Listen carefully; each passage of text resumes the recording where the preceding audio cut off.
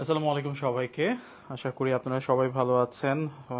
মোটামুটি হচ্ছে আমি কয়েকজনকেই পাচ্ছি। ওকে, রিয়াদ, অন্তর, শিহাব, রুহি, মৌমিতা। ওকে, ঠিক আছে। তো আমরা আমাদের ক্লাসটা শুরু করি। হ্যাঁ, আস্তে আস্তে আরও সবাই আসতে থাকুক। আমাদের আজকের ক্লাসটা অ্যাকচুয়ালি হচ্ছে প্রি মেডিকেল কোর্স। তোমাদের যারা 2026 সালের মেডিকেল কলেজ অ্যাডমিশন টেস্টের প্রিপারেশন শুরু করতে চাচ্ছ বা তুমি মেডিকেলকে টার্গেট করেছো, তাদের জন্য বেসিক্যালি এগুলা আমি বলবো প্রিপারেটরি ক্লাস। নর্মালি তুমি যখন এসএসসি পরীক্ষাটা দিয়ে ফেলবা, তারপরে থেকেই হয়তো দেখা যাবে তোমার অ্যাডমিশনের যে কোচিং সেগুলো একদম ফুল স্ট্রিমে রান করা শুরু করবে, এবং তুমিও তখন আসলে ফুল স্ট্রিমে তোমার যে প্রিপারেশনটা আছে মেডিকেল কলেজ অ্যাডমিশন টেস্টের জন্য, সেটার জন্য তুমি নিজেকে প্রিপেয়ার করা শুরু করবা। তো আগে নর্মালি এরকমই হতো, আমরা যখন পরীক্ষা দিচ্ছি আমরা আসলে ওইভাবেই চিন্তা করতাম, কিন্তু এখন আসলে কম্পিটিশনটা অনেক বেশি টাফ হয়ে গেছে, তাই না? এখন আমাদের সময় পরীক্ষা দিতে প্রায় তোমার 60,000, 71,000 এইরকম পোলাপেন পরীক্ষা দিচ্ছে। এখন তুমি দেখবা যে এটা প্রায় লাখের উপরে চলে গেছে, এবং যদিও সিট বাড়ছে তারপরেও বলা চলে যে আগেকার তুলনায় তোমার যে কম্পিটিশনের লেভেল এবং মার্ক সবকিছুই কিন্তু কাটমার্ক আগে দেখা যেত যে রেঞ্জে ছিল, এখন কিন্তু আর ওই রেঞ্জে নাই।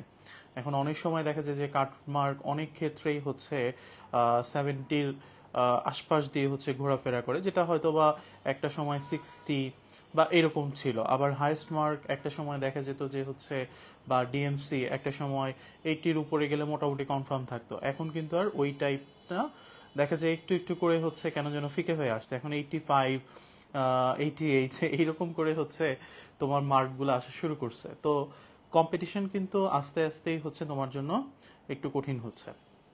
তো এই কঠিন কম্পিটিশনটা যখন হয়, সমস্যাটা এখানেই যে অ্যাকচুয়ালি 3 থেকে 4 মাস সময় থাকে বা 5 মাস সময় থাকে মেডিকেল অ্যাডমিশন টেস্টের জন্য।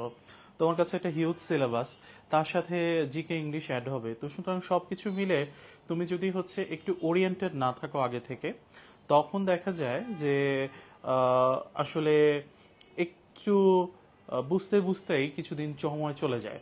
তো আমাদের টার্গেট এটা যে তোমরা যেন যেই লেকচারগুলো থাকবে, যে টপিকগুলো থাকবে, সেই টপিকগুলোতে মোটামুটি ওরিয়েন্টেড হও যে এখান থেকে আসলে মেডিকেল কলেজ অ্যাডমিশন টেস্টে কি আসবে। কারণ আমরা ইন্টারে কি আসবে বা ইন্টারে কি পড়তে হবে সেগুলো সম্পর্কে মোটামুটি প্রায় সবাই জানি, তাই না? আমাদের মোটামুটি মডেল টেস্ট চলছে, বা আমরা যখনই একটা অধ্যায় শেষ করেছি, স্যাররা পরীক্ষা নিয়েছে, ফার্স্ট ইয়ারের সময় আমরা পরীক্ষা দিয়েছি। সুতরাং তুমি কিন্তু এইচএসসির জন্য মোটামুটি বেশ ভালো একটা প্রিপারেশন অলরেডি কিন্তু তৈরি করে ফেলতেছো।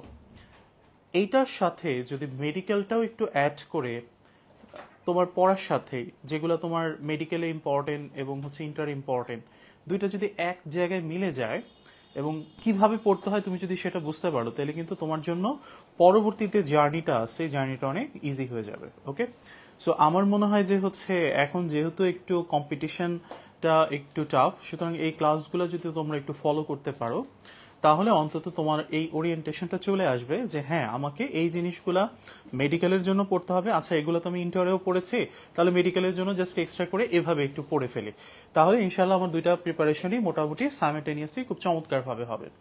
তো এই জিনিসটা যারা করতে পারবা, তাদের জন্য কিন্তু পরের জার্নিটা কিছুটা ইজিয়ার হবে। ওকে, সো আমার মনে হয় যে তোমরা বুঝতে পারছো যে আমাদের পারপাসটা আসলে কি, এবং তোমার পারপাসও আসলে কি এই ক্লাসগুলো করার ক্ষেত্রে। ঠিক আছে, তো আমরা আর সময় নষ্ট না করি, আমরা ক্লাসে চলে যাই। আমরা দেখি আমাদের ক্লাসে আছে কতটুকু কি টপিক আছে। আমি এই ক্লাসটা চয়েস করার একটা কারণ আছে। কর্মমুখী রসায়নটা অ্যাকচুয়ালি আমি যদি চিন্তা করি যে মেডিকেল কলেজ অ্যাডমিশন টেস্টের জন্য এইটার ইম্পর্টেন্স আসলে কতটুকু, আমি বলবো যে কেমিস্ট্রি প্রতিটা অধ্যায় ইম্পর্টেন্ট। কেন ভাইয়া? মাত্র অধ্যায় আছে 10টা, সেখান থেকে কোশ্চেন আসবে 25টা। এর মধ্যে তুমি যদি বলো বাঘা বাঘা অধ্যায়, সেগুলা 6টার মতো। ঠিক আছে, আর এর আশপাশ দিয়ে যেগুলো থাকে, যেমন আমি যদি একদম ভেঙে বলি, কেমিস্ট্রি ফার্স্ট পেপারের মধ্যে বাঘা অধ্যায় 2, 3, 4, কেমিস্ট্রি সেকেন্ড পেপারেও হচ্ছে সেম, ঠিক আছে, 2, 3, 4।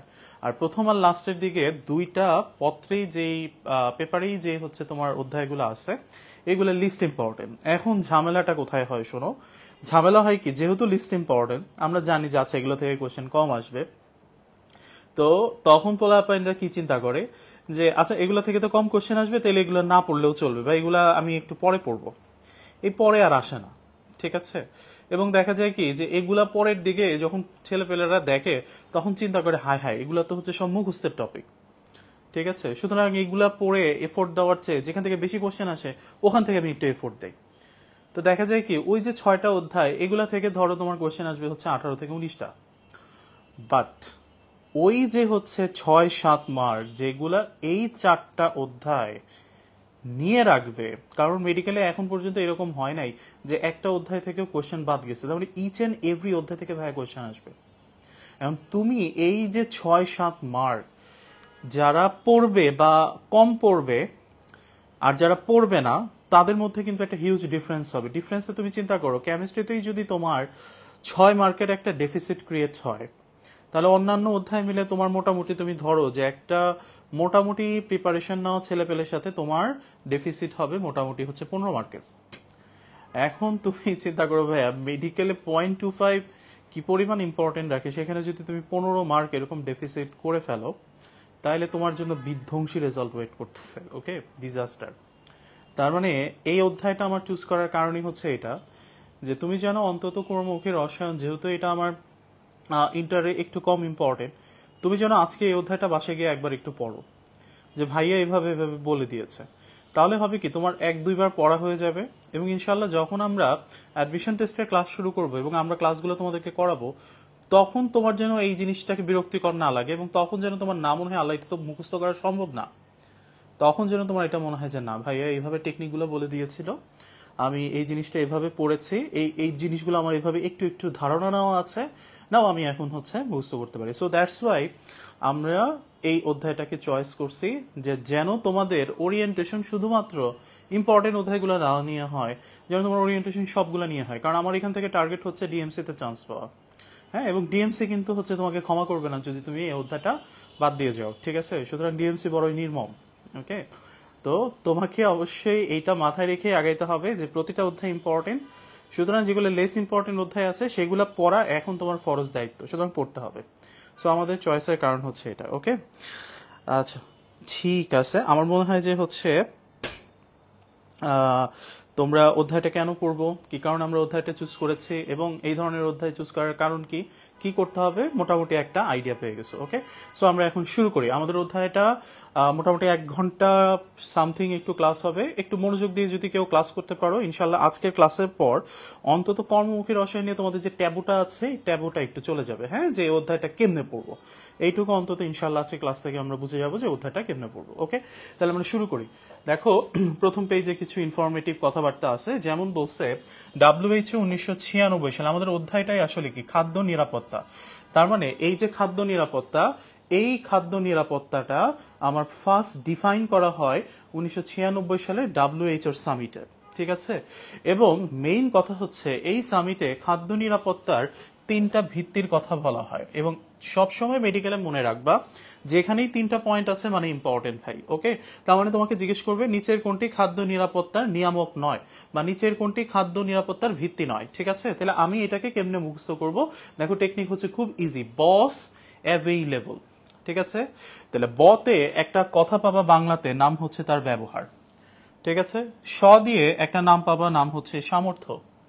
আর অ্যাভেইলেবল এই কথাটার বাংলা আমরা সবাই জানি প্রাপ্তি, ঠিক আছে। তাইলে বাংলায় হচ্ছে প্রাপ্তি, সামর্থ্য, ব্যবহার, ইংরেজিতে ইউজ, এক্সেস অ্যান্ড অ্যাভেইলেবিলিটি, ঠিক আছে। তাহলে মেডিকেল কলেজ অ্যাডমিশন টেস্টে প্রশ্ন আসতেই পারে নিচের কোনটি খাদ্য নিরাপত্তার ভিত্তি নয়, ঠিক আছে। তোমাকে বলতে পারে খাদ্য ব্যবহারের প্রাপ্তি, খাদ্য ব্যবহারের সামর্থ্য, খাদ্যের উপযুক্ততা, এবং হচ্ছে খাদ্যের ব্যবহার, সঠিক ব্যবহার কোনটা হবে?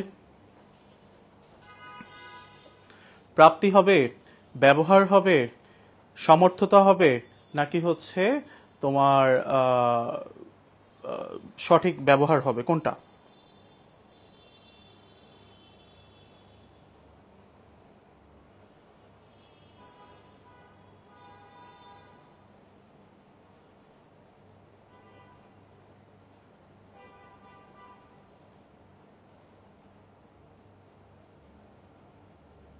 ভেরি গুড, ঠিক আছে মৌমিতা ইসলাম, হ্যাঁ উপযুক্ততা, ঠিক আছে।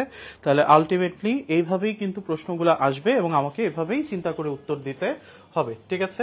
আচ্ছা, আমরা নেক্সটে চলে যাই। দেখো এই জায়গাতে আছে কিছু সারের নাম, ঠিক আছে, নিচেই পাবো আমরা কিছু সারের নাম। এখন এই সারের নামগুলো আমাকে পড়তে হবে। আমি এই স্লাইডটা তৈরি করে নিয়ে আসছি, ঠিক আছে। দেখো এইখানে যে সারের নামগুলো আছে এগুলাকে নর্মালি যদি হচ্ছে আমার পড়তে হয় তাহলে আমি খুব ইজিলি পড়বো। যেমন তোমাকে যদি বলে নাইট্রোজেন যুক্ত প্রধান সারের নাম কি, তুমি জাস্ট চিন্তা করবা ভাই এখানে নাইট্রোজেন আছে নাকি নাই। তাহলে নাম হচ্ছে অ্যামোনিয়াম নাইট্রেট, আমি জানি অ্যামোনিয়াম মানেই এন দিয়ে শুরু হবে, ঠিক আছে। অ্যামোনিয়াম সালফেট, আমি জানি অ্যামোনিয়া এন দিয়ে শুরু হবে। তার মানে এইখানে আমার যে সারগুলো আছে এগুলো সবই এন দিয়ে শুরু হয় এবং এগুলা এন আছে, তার মানে কি যুক্ত সার, নাইট্রোজেন যুক্ত সার। তার মানে প্রশ্ন আসতে পারে নিচের কোনটি নাইট্রোজেন যুক্ত সার, নিচের কোনটি নাইট্রোজেন যুক্ত সার নয়। ওকে, বাট ইম্পর্টেন্ট কোশ্চেন হচ্ছে এইটা, নাইট্রোজেন যুক্ত প্রধান সারের নাম কি? তাহলে আমার অ্যান্সার হবে হচ্ছে ইউরিয়া, ঠিক আছে। তাহলে এই কথাটা একটু মনে রাখতে হবে, এইটা মেডিকেল অ্যাডমিশন টেস্টে জিজ্ঞেস করতে পারে, ঠিক আছে। তাহলে নাইট্রোজেন যুক্ত প্রধান সারের নাম, সার লিখে ফেলছি, প্রধান সারের নাম হচ্ছে কি ইউরিয়া, ঠিক আছে। তাহলে ইউরিয়া হচ্ছে নাইট্রোজেন যুক্ত প্রধান সার, ঠিক আছে। এটা মেডিকেল অ্যাডমিশন টেস্টের কোশ্চেন। দ্বিতীয়ত ফসফরাস, তার মানে তুমি বুঝতেছো ট্রিপল সুপার ফসফেট আমরা সংক্ষেপে ডাকি কি, triple TSP. Die ammonium phosphate আমরা সংক্ষেপে ডাকি ডিএপি। তার মানে এগুলো সবগুলোতেই কি আছে, ফসফেট, তাহলে এটা ফসফরাস যুক্ত সার। আবার মিউরেট অফ নামেই পটাশ, পটাশিয়াম নাইট্রেট, ঠিক আছে। তাহলে প আর পটাশিয়াম, তাহলে এখানেও পটাশিয়াম, ঠিক আছে। তার মানে আলটিমেটলি এই টাইপের কোয়েশ্চেনগুলো আমাদেরকে আসলে কোনো প্রবলেমে ফেলতে পারবে না, ঠিক আছে। তবে একটা প্রশ্ন এখান থেকে জিজ্ঞেস করতে পারে কোন সারের কি কি কাজ আছে, ঠিক আছে। তাহলে দেখো এখানে নাইট্রোজেন যুক্ত সার আমরা জানি এটি ইউরিয়া, এইটার প্রধান কাজ হচ্ছে উদ্ভিদের বৃদ্ধিতে সহায়তা করা, ঠিক আছে। তাহলে নাইট্রোজেনের পাশে যাদের কাছে বই আছে তোমরা দাগায় ফেলো, দেখো বলছে এটা উদ্ভিদের বৃদ্ধিতে সহায়তা করে, ঠিক আছে। 2 নাম্বার দেখো ফসফরাস যেটা, সেটা মূলের গঠনে সাহায্য করে। তার মানে ফসফরাস যুক্ত সারগুলা কি কাজে হেল্প করবে ভাইয়া, মূল গঠনে হেল্প করবে, ঠিক আছে। আর যেগুলা পটাশিয়াম যুক্ত সার সেগুলা ফুল ফল ধারণ, তার মানে বংশ বৃদ্ধিতে সহায়তা করে, ঠিক আছে। তার মানে আমাকে যদি কেউ কাজ দিয়ে প্রশ্ন করে, আমি ধরো তোমাকে কোয়েশ্চেন করলাম যে বলতো ভাই নিচের কোন সার উদ্ভিদের মূল গঠনে সাহায্য করে, হ্যাঁ আমি তোমাকে অপশনে দিলাম হচ্ছে ধরো ইউরিয়া সার, আমি তোমাকে বললাম মিউরেট অফ পটাশ, আমি তোমাকে বললাম হচ্ছে ডিএপি, আমি তোমাকে বললাম অ্যামোনিয়াম সালফেট। তাহলে তুমি কোনটাকে অ্যান্সার করবা, মূল গঠনে কোনটা হেল্প করে, মূল গঠনে কোনটা হেল্প করবে। আজকে ক্লাস কিন্তু 2 দিক থেকেই হবে, ঠিক আছে। তার মানে আমি ক্লাস করব, তোমরা অ্যান্সার করবা, আমার ক্লাস এরকমই, ঠিক আছে, 2 দিক থেকে বলতে হয়। ওকে, কোনটা অ্যান্সার হবে বলো।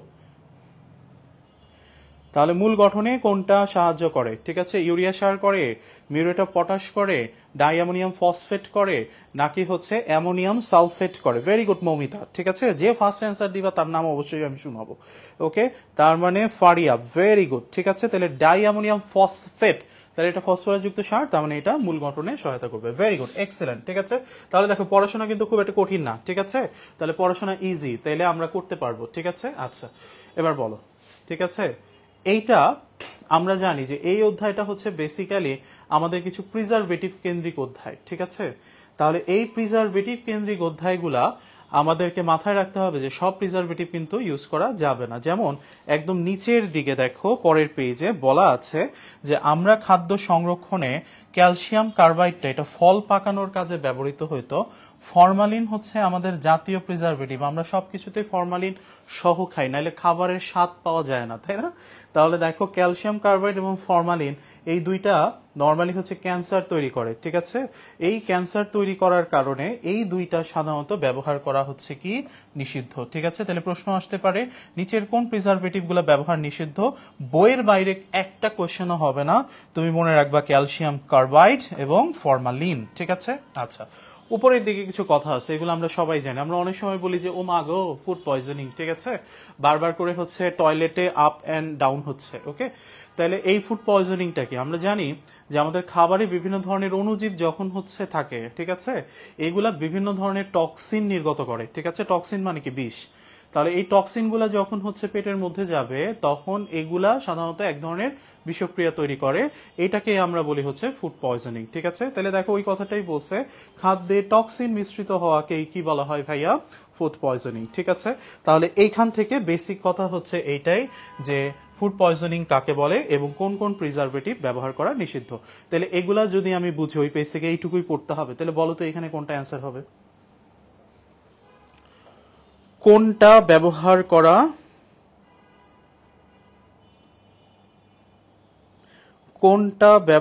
করা নিষিদ্ধ?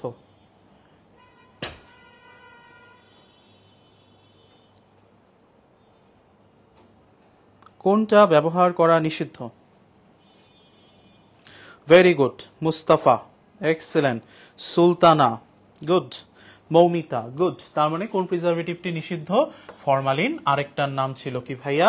Calcium carbide. ঠিক আছে, ভেরি গুড। সুমাইয়া, ফারিয়া, অন্তর, ঠিক আছে, আশিয়া, রিয়াতুল, ভেরি গুড। ওকে, এখন আমরা আসো, এই যে খাবারকে আমরা জানি এরা যেহেতু নষ্ট হবে, ঠিক আছে, খাবার নষ্ট হওয়ার তো কারণ আমরা মোটামুটি হচ্ছে জানি যে অণুজীবের কারণে খাবার নষ্ট হতে পারে, খাবারে যদি পানি বেশি থাকে তাহলে খাবার নষ্ট হতে পারে, খাবারে যদি অক্সিজেনের উপস্থিতি থাকে তাহলে খাবার নষ্ট হতে পারে, খাবারে যদি কোনো ডি ব্লক যুক্ত ধাতব আয়ন থাকে, ঠিক আছে, তাহলে সেই ধাতব আয়নগুলোর কারণে হচ্ছে খাবার নষ্ট হতে পারে। তার মানে অনেকগুলো কারণ আছে, অণুজীব, ঠিক আছে, অক্সিজেন, পানি, ধাতব আয়ন। ঠিক আছে, এখন আমার টার্গেট হবে এই যে কয়েকটা নিয়ামক আছে যেগুলো খাবারকে নষ্ট করে, ঠিক আছে, অণুজীব, পানি, অক্সিজেন এবং ধাতব আয়ন। আমার টার্গেট হবে কি, আমি এদেরকে খাবারের ধারের কাছ দিয়ে আসতে দিব না। ঠিক আছে, তাহলে এই যে ধারের কাছ দিয়ে তাদেরকে আসতে দিব না, এই আসতে না দেওয়ার পিছনে অনেকগুলা হচ্ছে তোমার পদ্ধতি অবলম্বন করা হয়। যেমন প্রাচীন কাল থেকে তোমরা দেখবা যে হচ্ছে আমাদের মা খালারা অনেক সময় হচ্ছে রোদের মধ্যে হচ্ছে খাবার শুকাইতে দিয়ে দেয়।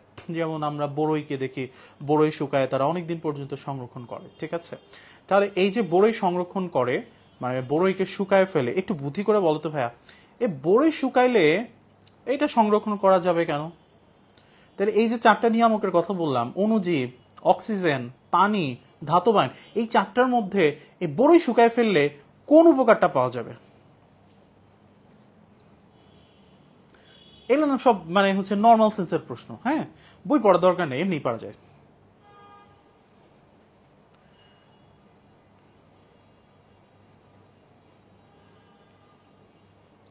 দেখি কে চিন্তা করে ফার্স্ট অ্যান্সারটা করতে পারে। আজকে ক্লাস খুব ইজি, হ্যাঁ, খুবই easy class. Very good Moumita, ঠিক আছে ভাই, পানি তো থাকবে না। তার মানে একটা খাবারের মধ্যে পানির পরিমাণ যত বেশি থাকবে সেই খাবারটা পচার সম্ভাবনা তত বেশি থাকবে, তাই না? কারণ আমার কথাই ছিল খাবার পচে তখন যখন পানি বেশি থাকে। ঠিক আছে, এই যে পানি বেশি থাকা বা কম থাকা, এইটার উপর খাবারের যে সংরক্ষণটা নিয়ন্ত্রণ করে, এই জিনিসটাকেই একটা অনুপাত বা আনুপাতিক হিসাবে চিহ্নিত করা হয়। এই আনুপাতিক হিসাবটাকেই বলে হচ্ছে পানি সক্রিয়তা বা ওয়াটার অ্যাক্টিভিটি, সংক্ষেপে এডাব্লিউ। ঠিক আছে, তাহলে খাদ্য শুষ্ককরণ পদ্ধতিতে আমরা সাধারণত কি ব্যবহার করি? পানি সক্রিয়তা বা এডাব্লিউ। তার মানে এই যে এডাব্লিউ আমি একটু শর্ট করে পরে পেজে সুন্দর করে লিখে নিয়ে আসছি, দেখো এইটা মানে হচ্ছে খাদ্যে পানির পরিমাণ, ঠিক আছে, এবং খাদ্যে পানির পরিমাণ এবং হচ্ছে পরিবেশে পানির পরিমাণ। তার মানে সহজ বাংলা ভাষার কথা হচ্ছে খাবারে যদি পানি বেশি থাকে, ঠিক আছে, তাহলে ওয়াটার অ্যাক্টিভিটির মান হবে বেশি। এবং আমরা জানি খাবারে পানি মানেই হচ্ছে খাবারটা পচনশীল বেশি। তার মানে ওয়াটার অ্যাক্টিভিটির মান যত বেশি হবে তত খাবারটা পচতে যাবে, তত খাবারে অণুজীবের বংশবৃদ্ধি বেশি হবে। এটুকু বুঝছো? ওকে, ঠিক আছে, তার মানে খাবারে এডাব্লিউর মান যত কম হবে সেটা খাবার সংরক্ষণের জন্য তত ভালো হবে। ঠিক আছে, যেমন দেখো এইখানে এই কথাটাই বলছে, তাহলে এডাব্লিউর মান যদি 0.6 এর চেয়ে কম হয় ভাইয়া, তার মানে খাবারটা ভালো থাকবে, এটা সংরক্ষণ করা যাবে, পচনশীল হবে না। কিন্তু যদি এডাব্লিউর মান 0.8 এর চেয়ে বেশি হয়ে যায় তাহলে ছত্রাক আসবে, 0.88 এর চেয়ে বেশি হয়ে যায় তাহলে ইস্ট বাবাজি আসবে, আর যদি 0.9 এর চেয়ে বেশি হয়ে যায় তাহলে ব্যাকটেরিয়া আসবে। ঠিক আছে, তাহলে এই যে এডাব্লিউ, এই এডাব্লিউটা খুব সহজ, তোমরা জাস্ট একটু মনে রাখবা। মেইন ইম্পর্টেন্ট কথা হচ্ছে কোন রেঞ্জে কোন ঘটনাটা ঘটবে। ঠিক আছে? তাহলে এই জিনিস যেন হচ্ছে কোনোভাবেই মিস না হয়, ঠিক আছে? সোজা না, একদম কিন্তু সহজ, তাই না? একদম ক্লিয়ার কনসেপশন, ঠিক আছে? আচ্ছা, এইটার মতোই আরেকটা টপিক আছে ভাইয়া, যেটার নাম হচ্ছে কেস হার্ডেনিং, ঠিক আছে? তোমরা এই জিনিসগুলো নর্মালি দেখো, ওই যে তোমরা যদি কুয়াকাটায় যাও বা হচ্ছে সুন্দরবনে যদি কেউ গিয়ে থাকো, বা কক্সবাজারে তো হচ্ছে সবাই গেছো মোটামুটি প্রায়, এখানে যারা আসো, গেলে তুমি দেখবা যে হচ্ছে শুটকির পর শুটকি, হ্যাঁ, একদম হচ্ছে তোমার লাইনকে লাইন হচ্ছে শুটকি দেখা যায়। এই যে শুটকি, এই শুটকিটাতে বেসিক্যালি কি ঘটে?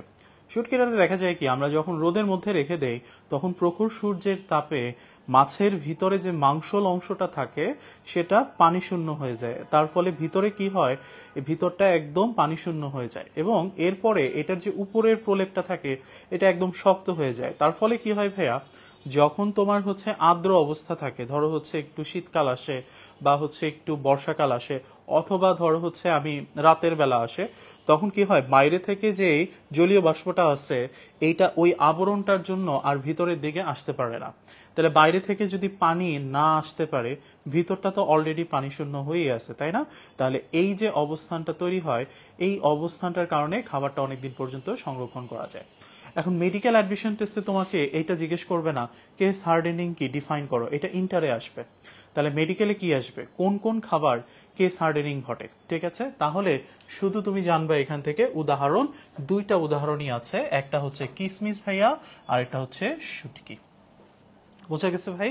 পড়া একদম ইজি, ঠিক আছে? তাহলে আমি এখান থেকে কিছুই পড়বো না, খালি পড়বো কেস হার্ডেনিং ঘটে কার, কিশমিশের আর শুটকি, পড়া শেষ, ঠিক আছে? আচ্ছা, আরেকটা উপায় হচ্ছে কি, আরেকটা উপায় হচ্ছে খাবারের তাপমাত্রা নিয়ন্ত্রণ করা, ঠিক আছে? আগে যখন ফ্রিজ ছিল না তখন দেখা যেত যে বালুর মধ্যে হচ্ছে অনেক সময়, ভিজা বালুতে স্পেশালি, আমার হচ্ছে ঠান্ডা পানির হচ্ছে একটা মাধ্যম তৈরি করা থাকতো। ওইটা আমার তৈরি করতো মাটির কলসি দিয়ে, ঠিক আছে? টার্গেটটা কি থাকতো, ওই বালুর ভিতরে তো তাপমাত্রা সহজে যেতে পারবে না, তাহলে আলটিমেটলি হচ্ছে ওখানকার টেম্পারেচারটা আরো কমতে থাকবে, তাহলে খাবারটা সংরক্ষণ হবে। এই যে প্রক্রিয়াটা, এটা এখন আমরা ফ্রিজের মাধ্যমে করি, তাই না? তাহলে খাবারকে শীতলীকরণ পদ্ধতিতেও সংরক্ষণ করা যায়, সেটা করা হয় ফ্রিজিং বা শীতলীকরণের মাধ্যমে। তুমি জাস্ট এখান থেকে টেম্পারেচারটা মনে রাখতে পারো যে ফ্রিজিং এর টেম্পারেচার কত, 0 to 4 ডিগ্রি সেলসিয়াস, আর ডিপ ফ্রিজিং বা হিমায়ন, ঠিক আছে, তার মানে অবভিয়াসলি এটা শূন্যের চেয়ে নিচে চলে, হিমাঙ্কের নিচে চলে যাবে, তাহলে -5 ডিগ্রি সেলসিয়াস থেকে -18 ডিগ্রি সেলসিয়াস, ঠিক আছে? তাহলে একদম সিলেক্টিভ পড়বো, ঠিক আছে? কেস হার্ডেনিং এর এক্সাম্পল কি, তাপমাত্রা ফ্রিজিং এ কত, ডিফ্রিজিং এ কত, শেষ, ঠিক আছে? আর কিছু না, ওকে? পড়া একদম সুজা, ওকে? আচ্ছা, এখন আসো, এই যে আমরা খাবারকে তো আগে প্রাকৃতিকভাবে অনেক পদ্ধতিতে করলাম, খাবারকে শুকায় করলাম, কেস হার্ডেনিং এর সাহায্যে করলাম, আবার শীতলীকরণ করে করলাম। তাহলে এগুলা বাদে আমরা বর্তমান পৃথিবীতে খাবার সংরক্ষণ করার জন্য প্রিজারভেটিভ ইউজ করি। তোমরা নাম শুনেছো না ভাইয়া, প্রিজারভেটিভ? প্রিজারভেটিভ মানে কি ভাইয়া? প্রিজারভেটিভ মানে হচ্ছে এমন রাসায়নিক উপাদান যেগুলো ব্যবহার করলে খাবার সহজে পচবে না, ঠিক আছে? এই প্রিজারভেটিভ গুলাকে আবার দুইটা ভাগে ভাগ করা যায়, একটা হচ্ছে প্রাকৃতিক প্রিজারভেটিভ, আরেকটা হচ্ছে কৃত্রিম বা রাসায়নিক প্রিজারভেটিভ। তাহলে প্রশ্ন আসতে পারে প্রিজারভেটিভ কয় প্রকার? দুই প্রকার, ঠিক আছে? সোজা, ওকে? এখন আসেন, এই যে হচ্ছে প্রাকৃতিক প্রিজারভেটিভ, এগুলাতে কি কি আছে, ঠিক আছে? এগুলাতে তুমি প্রথমেই পেয়ে যাবে খাদ্য লবণ দিয়ে করা যায়, চিনি দিয়ে করা যায়, সরিষার তেল দিয়ে করা যায়, ঠিক আছে? তো এবং হচ্ছে ভিনেগার দিয়ে করা যায়, আচার তৈরি যেটা। তো আলটিমেটলি এখানে তোমার দেখো কিছু প্রাকৃতিক প্রিজারভেটিভের এক্সাম্পল দেওয়া আছে, খাদ্য লবণ যেগুলো আমি বললাম, চিনি, ঠিক আছে, এবং বিভিন্ন ধরনের মশলা যেমন হলুদ, রসুন, লবঙ্গ, সরিষার তেল, ঠিক আছে? এগুলা হচ্ছে প্রাকৃতিক প্রিজারভেটিভের এক্সাম্পল। তাহলে তোমাকে একদম ডিরেক্ট কোশ্চেন করবে, নিচের কোনটি প্রাকৃতিক প্রিজারভেটিভ, নিচের কোনটি কৃত্রিম বা রাসায়নিক প্রিজারভেটিভ, ওকে? আরেকটু জানা লাগবে, সেটা হচ্ছে এই যে প্রাকৃতিক প্রিজারভেটিভ গুলো আছে ভাইয়া, এদের কিছু কাজ আছে, ঠিক আছে? যেমন দেখো, এখানে বলছে হলুদ হলো অ্যান্টিঅক্সিডেন্ট যা পচন কাজে বাধা দেয়। আমি এটাকে একটু মজা করে এভাবে পড়ি যে হচ্ছে হলুদ আন্টিরা পচা, ঠিক আছে? তুমি দেখবা যে হচ্ছে অনেক সময় এরকম হয় কিনা যে তোমার রেজাল্টের দিন আশপাশ থেকে কিছু আন্টিরা মাঝে মধ্যে তোমার বাসায় এসে টং টং করে নক করবে, এবং এসে তারা এমন ভাবে বলবে, ভাবি রেজাল্টটা কি, ঠিক আছে? তো তোমার রেজাল্ট কি হয়েছে এটা তো আসলে কারো কনসার্ন না এক্সেপ্ট তুমি আর তোমার বাপ মা, কিন্তু তুমি দেখবে তোমার রেজাল্ট নিয়ে সবার কনসার্ন আছে, তোমার নাই, ওকে? তাহলে আলটিমেটলি এই ধরনের মানুষজন সারা জীবনই তুমি মনে রাখবা যে তোমাকে অলওয়েজ কিছু না কিছু নিয়ে তারা পিঞ্চ করবে, ঠিক আছে? তাহলে এই ধরনের দ্য গ্রুপ অফ ইয়েলো আন্টিস, ঠিক আছে, সবাই না, দুই একজন, হ্যাঁ, দ্য গ্রুপ অফ ইয়েলো আন্টিস, ঠিক আছে, এরা হচ্ছে পচা, ঠিক আছে? এটার মানে কি, হলুদ হলো এক ধরনের আন্টিরা অ্যান্টি অক্সিডেন্ট, তার মানে এরা পচনে বাধা দেয়, ঠিক আছে? একদম সোজা কথা, ওকে? তাহলে কেউ যদি ভুলে যাও তাহলে তোমার ক্ষেত্রে মনে রাখার অনেক উপায় আছে। হলুদ হলো অ্যান্টি অক্সিডেন্ট, পচনে বাধা দেয়, হলুদ আন্টিরা পচা, ঠিক আছে? আচ্ছা, বাকিটা আমরা কিভাবে পড়বো? দেখো, খাদ্য লবণ, আমরা একটা কথা জানি, তুমি দেখো খাবারের লবণকে যদি তুমি বাইরে কখনো রেখে দাও এবং যদি একটু বর্ষাকাল থাকে, দেখবে লবণ জমে গেছে। লবণের বৈশিষ্ট্যই হচ্ছে কি ভাইয়া, সে হচ্ছে পানিকে আকর্ষণ করে, ঠিক আছে? পানিকে সে নিজের দিকে টেনে শুষে নেয়, ঠিক আছে? তাইলে খাদ্য লবণ পানিকে শোষণ করে, তার মানে পানি চলে গেছে কোথায়? লবণের কাছে। খাবারে পানি নাই, তার মানে আমরা পড়েছি খাবারে পানি নাই, খাবার ভালো, ঠিক না? সোজা জিনিস। তাহলে এরা কি করে ভাইয়া? ব্যাকটেরিয়ার বৃদ্ধি ঘটাইতে পারে না, ঠিক আছে? সোজা, ওকে?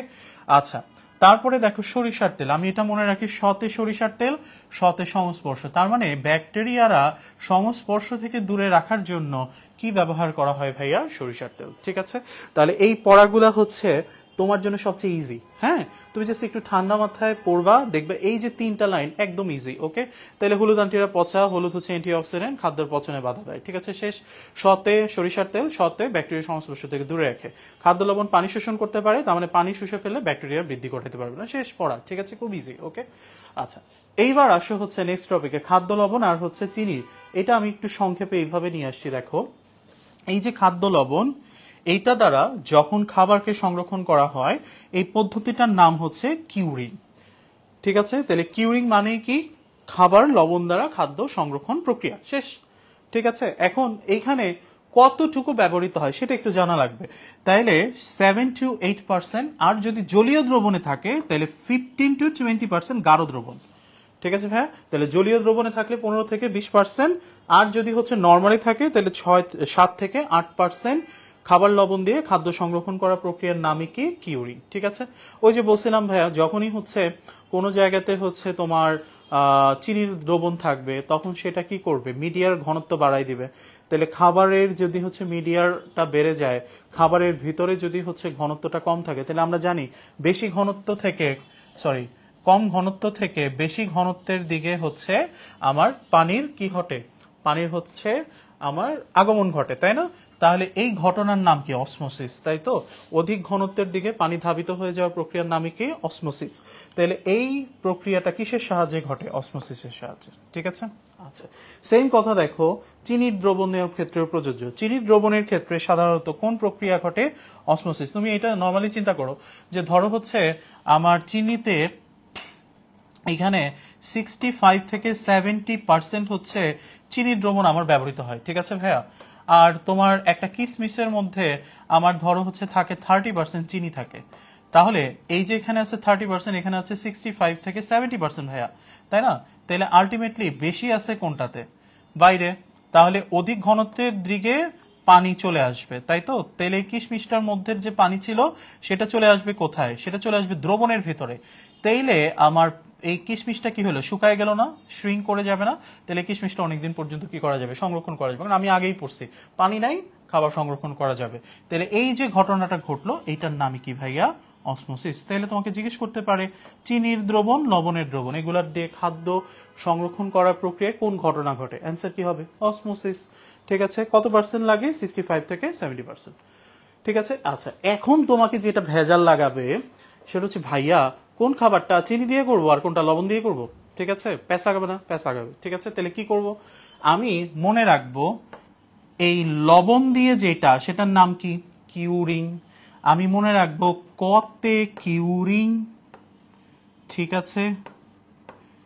কতে কিউরিং আর কতে হচ্ছে কাঁচা, ঠিক আছে? তার মানে কাঁচা খাবার যা থাকবে ভাই, ঠিক আছে? আল্লাহর দুনিয়ার যত কাঁচা খাবার আছে, ঠিক আছে? তাহলে আম সংরক্ষণ করবা, আম কাঁচা জিনিস না ভাই। জলপাই সংরক্ষণ করবা, জলপাই কাঁচা জিনিস না ভাই। আমলকি সংরক্ষণ করবা, আমলকি কাঁচা জিনিস না রে ভাই।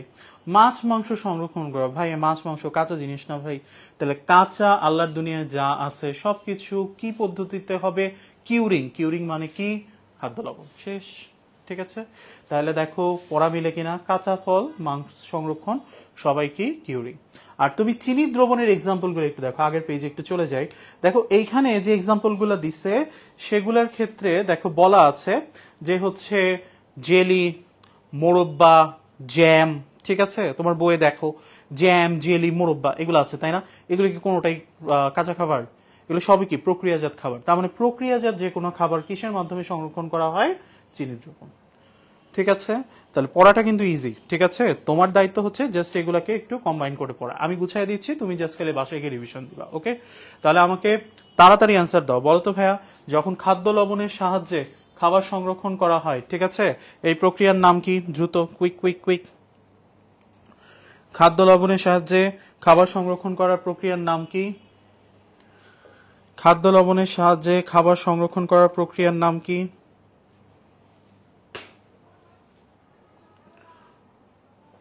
খাদ্য লবণের সাহায্যে খাবার সংরক্ষণ করার প্রক্রিয়ার নাম কি?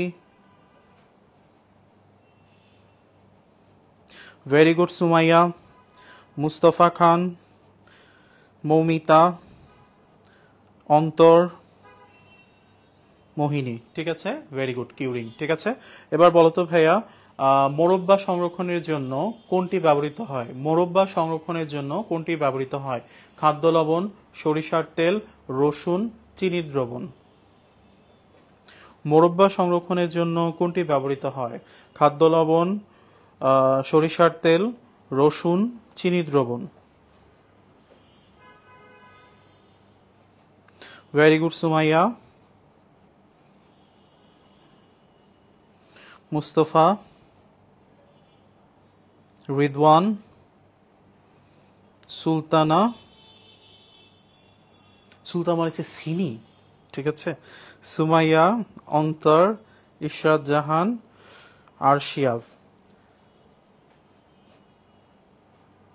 আনজিরা, মাকফি, উর্মিলা। Very good. ঠিক আছে, তাহলে আমরা এই কোয়েশ্চেনগুলো এতক্ষণ পর্যন্ত যা পড়াইলাম বোঝা গেছে ভাইয়া? তাহলে এগুলো একদম ইজি, একটু ঠান্ডা মাথায় পড়লেই হয়ে যাবে ইনশাল্লাহ। ঠিক আছে, আচ্ছা এবার আসো, প্রাকৃতিক প্রিজারভেটিভের সাথে আমরা আরো একটা প্রিজারভেটিভ ইউজ করি, তার নাম রাসায়নিক বা কৃত্রিম প্রিজারভেটিভ। ঠিক আছে, এখন এগুলা তোমাকে জানতে হবে উদাহরণ বেসিক্যালি, হ্যাঁ, এগুলোর উদাহরণ মিস করা যাবে না। আরো কিছু জানতে হবে, আমরা পড়াইতে পড়াইতে তোমাদেরকে বলে দিব। তাহলে দেখো আমার কয় ধরনের আমার হচ্ছে কৃত্রিম বা রাসায়নিক প্রিজারভেটিভ আছে? 3 ধরনের। দেখো বলছে রাসায়নিক প্রিজারভেটিভ গুলা হচ্ছে 3 শ্রেণীভুক্ত। ঠিক আছে, কি কি? Anti microbial, anti oxidant, chelating agent. আমি এটাকে মনে রাখি হচ্ছে এইভাবে, মাই পেপসোডেন্ট কিলার। কারো যদি এমনি মনে থাকে আলহামদুলিল্লাহ এমনি পড়ো, আর যদি কারো একটু প্যাচ লাগে তাহলে এটা মনে রাখে ইজি, মাই পেপসোডেন্ট কিলার। ঠিক আছে, তার মানে মাই দিয়ে কি? মাইক্রোবিয়াল। পেপসোডেন্টের ডেন্ট মনে রাখবো অ্যান্টি অক্সিডেন্ট। কিলার মানে কি? Chelating agent. ঠিক আছে, তাহলে anti microbial, anti oxidant, chelating agent, এই 3টা হচ্ছে আমার কি ভাইয়া? কৃত্রিম বা রাসায়নিক প্রিজারভেটিভ। ঠিক আছে, আচ্ছা এখন যেটা তোমাকে নেক্সট গিয়ে জানতে হবে সেটা হচ্ছে, দেখো এইখানে এই অ্যান্টি মাইক্রোবিয়ালস গুলোর কিছু এক্সাম্পল আছে। হ্যাঁ, আমরা এই এক্সাম্পল গুলা কিভাবে পড়বো? দেখো একদম সহজ। আমি মনে রাখবো যদি কোথাও কোনো প্রিজারভেটিভের নামের শেষে ট থাকে, ঠিক আছে, এটা খুব মনোযোগ দিয়ে শুনবা, অথবা অ্যাসিড থাকে, ঠিক আছে, অথবা যদি থাকে সালফার ডাইঅক্সাইড, তাহলে মনে রাখবো এটার নাম হবে অ্যান্টি মাইক্রোবিয়ালস। ঠিক আছে, তাহলে কি বলছি? যদি কারো শেষ সংখ্যা হয় শব্দ, শেষ অক্ষর হয় ট, শেষ শব্দ থাকে অ্যাসিড, সালফার ডাইঅক্সাইড, তাহলে এরা হবে সবসময় অ্যান্টি মাইক্রোবিয়ালস। ঠিক আছে, এখন সব জায়গায় তো কিছু বেয়াদব থাকে, এখানেও আছে, এই বেয়াদব গুলাই ভেজালটা লাগায়, এরা হচ্ছে ব্যতিক্রম। তাহলে কারা কারা ভেজালটা লাগাইলো ভাইয়া? ভেজালটা লাগাইলো সালফেট লবণ। ঠিক আছে, লাস্টে ট আছে কিন্তু এরা অ্যান্টিমাইক্রোবিয়াল না। ঠিক আছে, আর একটা হচ্ছে প্রোপাইল গ্যালেট। ঠিক আছে, লাস্টে ট আছে কিন্তু এরা অ্যান্টিমাইক্রোবিয়াল না। ঠিক আছে, তাহলে এই দুইটা হচ্ছে ব্যতিক্রম ভাই, এটা মনে রাখবো। তবে একটা মজার জিনিস আছে, শুধু যদি বলে সালফেট তাহলে কিন্তু এটা অ্যান্টিমাইক্রোবিয়াল, কিন্তু যদি বলে সালফেট লবণ, তার মানে লাস্ট সাফিক্সটা যদি লবণ বলে সালফেটের, তাহলে সেটা অ্যান্টিমাইক্রোবিয়াল হবে না। এই যে দুইটা, এই দুইটা হচ্ছে আবার অ্যান্টি অক্সিডেন্ট। আমরা যখন পড়াবো তখন তোমরা হচ্ছে এটা ক্লিয়ার হবে। তাহলে অন্তত এতটুকু এখন মনে রাখি ভাই, লাস্টে ট আছে, অ্যাসিড আছে এবং সালফার ডাইঅক্সাইড, এরা অবশ্যই হবে অ্যান্টিমাইক্রোবিয়াল। তুমি যদি সারা জীবন এটা মনে রাখো তাহলে জীবনে ভুল হবে না। খালি দুইটা এক্সাম্পল মনে রাখবো ব্যতিক্রম, একটা হচ্ছে কি সালফেট লবণ আর হচ্ছে প্রোপাইল গ্যালেট। ঠিক আছে, তাহলে একটু বইয়ের সাথে মিলাই দেখি তো মিললো কিনা। দেখো আমার বইয়ের মধ্যে ছিল হচ্ছে sodium benzoate, benzoic acid, potassium benzoate sorbate, sodium sorbate, calcium sorbate, citric acid, acetic acid, calcium propanoate, nitrate, nitrite, এই যে সালফাইড বলেছিলাম, ঠিক আছে, কিন্তু লবণ থাকলে আর হবে না, ওকে, এবং সালফার ডাইঅক্সাইড। ঠিক আছে, তার মানে এইখানে যদি ট অ্যাসিড সালফার ডাইঅক্সাইড থাকে অবশ্যই এবং অবশ্যই এরা কি হবে, অ্যান্টিমাইক্রোবিয়ালস। এখন তোমরা বলো এইটা বুঝছো কিনা? বুঝছি ভাইয়া, বুঝছি, আমরা বুঝছি কিনা? আমরা বুঝতে পারছি? ওকে, ঠিক হ্যাঁ, তাহলে আমাকে বলো নিচের কোনটি, ঠিক আছে, নিচের কোনটি অ্যান্টিমাইক্রোবিয়ালস নয়? নিচের কোনটি অ্যান্টিমাইক্রোবিয়ালস নয়? ঠিক আছে, নয়, হ্যাঁ, অ্যান্টিমাইক্রোবিয়ালস নয়। ঠিক আছে, তাহলে ধরো অপশন এ তে আমি লিখেছি হচ্ছে সোডিয়াম সরবেট। প্রশ্ন এভাবেই আসবে ভাইয়া, হ্যাঁ, তোমার ভাবার কোনো কারণ নাই, প্রশ্ন ঠিক এভাবেই আসবে। সোডিয়াম নাইট্রেট, সি হচ্ছে বিউটাইলেটেড হাইড্রক্সি টলুইন, সংক্ষেপে আমরা ডাকি তাকে বিএইচটি, আরেকটা হচ্ছে সালফার ডাইঅক্সাইড। কোনটা অ্যান্টিমাইক্রোবিয়ালস নয়? Answer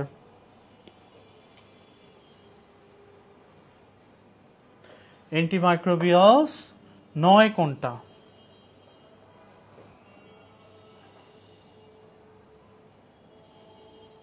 very good Ridwan, thank you. বসন্তের পাখি তুমি বুঝতে পেরেছো। Golam Mustafa, Mustafa Khan, Moumita Islam, Ibnat Mim, very good. তার মানে এগুলা সবগুলাতেই ট আছে, নাইট্রেট ট আছে, সালফার ডাইঅক্সাইড আছে, একমাত্র এই কোনটায় বিউটাইলেটেড হাইড্রোক্সি টলুইন বিএইচটি। তাহলে এটা হচ্ছে অ্যান্টিমাইক্রোবিয়াল না। ঠিক আছে, তাহলে দেখো প্রশ্ন কি খুব কঠিন না, সোজা। ঠিক আছে, একটু জাস্ট টেকনিক্যালি করতে হবে, নাথিং এলস। এবার দেখো পরের যে পেজগুলো আছে এগুলাতে অনেকগুলা অ্যান্টিমাইক্রোবিয়ালস এর হচ্ছে তোমার বৈশিষ্ট্য বলছে, যে যেমন পটাশিয়াম, সোডিয়াম এবং ক্যালসিয়াম সরবেট। এটার ক্ষেত্রে সবচেয়ে ইম্পর্টেন্ট লাইন হচ্ছে এইটা, পটাশিয়াম সরবেট পৃথিবীর সর্বত্র প্রিজারভেটিভ রূপে ব্যবহৃত হয়। এটা তোমাদের অনুশীলনীতেও আছে, ওকে, অনুশীলনীর কোশ্চেন অবশ্যই সলভ করতে হবে। এখানে জিজ্ঞেস করবে সবচেয়ে বেশি ব্যবহৃত প্রিজারভেটিভের নাম কি, তোমার অ্যান্সার হবে পটাশিয়াম সরবেট। পটাশিয়াম সরবেটটা পৃথিবীর সর্বত্রই খাদ্যবস্তু প্রিজারভেটিভ রূপে ব্যবহৃত হয়। ঠিক আছে, এই লাইনটা এইখানকার সবচেয়ে ইম্পর্টেন্ট লাইন। ঠিক আছে, এটা ভুল করা যাবে না। ঠিক আছে, আচ্ছা, আর পরের যেগুলো আছে যেমন অ্যাসিটিক অ্যাসিড, ক্যালসিয়াম প্রোপানয়েড, এগুলো প্রতিটাতেই যেটা ইম্পর্টেন্ট সেটা হচ্ছে ভাইয়া কে এর একটা মান আছে, ঠিক আছে, পিএইচ এর একটা মান আছে। ঠিক আছে, তাহলে এগুলার ক্ষেত্রে আমার যেটা জানতে হবে সেটা হচ্ছে এদের কার পিএইচ এর মান কত। ঠিক আছে, এগুলা খুবই খুবই গুরুত্বপূর্ণ। ঠিক আছে, তাহলে আমি অবশ্যই এদের পিকে বা পিএইচ এর যে রেঞ্জটা আছে এই মানটা আমাকে জানতে হবে এবং এদের ব্যবহারগুলো জানতে হবে। ব্যবহারগুলো তুমি যদি এখান থেকে না পড়ো, এখানে পরে একটা চার্ট আছে, ঠিক আছে, এই যে একবারে একটা চার্ট আছে, আমি একটু দেখাই দেই, এই যে এটা। ঠিক আছে, তোমরা জাস্ট 2-3 পেজ উল্টাইলেই তোমরা এই ধরনের সারণী 5.1 বিশাল বড় একটা চার্ট আছে, ঠিক আছে, এটা পেয়ে যাবা। ওকে, তো ব্যবহারগুলো আমরা এখান থেকে পড়বো, ঠিক আছে, আর ওখান থেকে জাস্ট হচ্ছে পিএইচ এর রেঞ্জগুলো পড়বো। তাইলে এই যে পিএইচ এর রেঞ্জ এগুলো আমরা আসলে কিভাবে পারবো, ঠিক আছে, তাহলে আমি একটা ছোট্ট ছন্দ লিখে নিয়ে আসছি, সিবিএ ক্যাপ। ঠিক আছে, সি বি এ ক্যাপ, ঠিক আছে। সি ফর কি ভাইয়া? সাইট্রিক অ্যাসিড, তাহলে এটার পিএইচ এর মান কত? 3.14 বা পিকে 3.14, ঠিক আছে। বেনজোয়িক অ্যাসিড অথবা মনে রাখবা বেনজয়েট, ঠিক আছে, বেনজোয়িক অ্যাসিড অথবা বেনজয়েট, ঠিক আছে, এটা হবে হচ্ছে 4.2, ঠিক আছে। তার মানে সোডিয়াম বেনজয়েট বললে তুমি অ্যান্সার করবা কত ভাইয়া? 4.2, ঠিক আছে। Acetic acid, A for acetic acid, কত? 4.74, ঠিক আছে। আর ক্যাপ মানে ক্যালসিয়াম, পি দিয়ে প্রোপানয়েড, ঠিক আছে, ক্যালসিয়াম প্রোপানয়েড, এটা হচ্ছে 4.89, ঠিক আছে। এখন এই জিনিসগুলা আমার অনুশীলনীতে কিন্তু প্রশ্ন আছে, ঠিক আছে। অনুশীলনে তুমি অ্যাসিটিক অ্যাসিড এবং সাইট্রিক অ্যাসিড এই দুইটার পিএইচ এর প্রশ্ন তোমার অনুশীলনীতে দেওয়া আছে, ওকে। তাহলে সিরিয়াল বাই পড়বো, এখান থেকে আস্তে আস্তে বাড়বে। 3.14, 4.2, 4.74, 4.89, ঠিক আছে। সি বি এ ক্যাপ, ঠিক আছে, মনে থাকবে সবার। এখন যদি মনে থাকে বলো, দেখো ম্যাট 2020 আসছে অলরেডি, কি হবে? ফুড প্রিজারভেটিভ হিসেবে ব্যবহৃত সাইট্রিক অ্যাসিডের পিএইচ কত? এখানে অ্যান্সার বলছে সি। আমরা কি একমত না একমত না? ফুড প্রিজারভেটিভ হিসেবে ব্যবহৃত সাইট্রিক অ্যাসিডের পিএইচ কত? তোমরা কি একমত? আমি সি অ্যান্সার বলছি।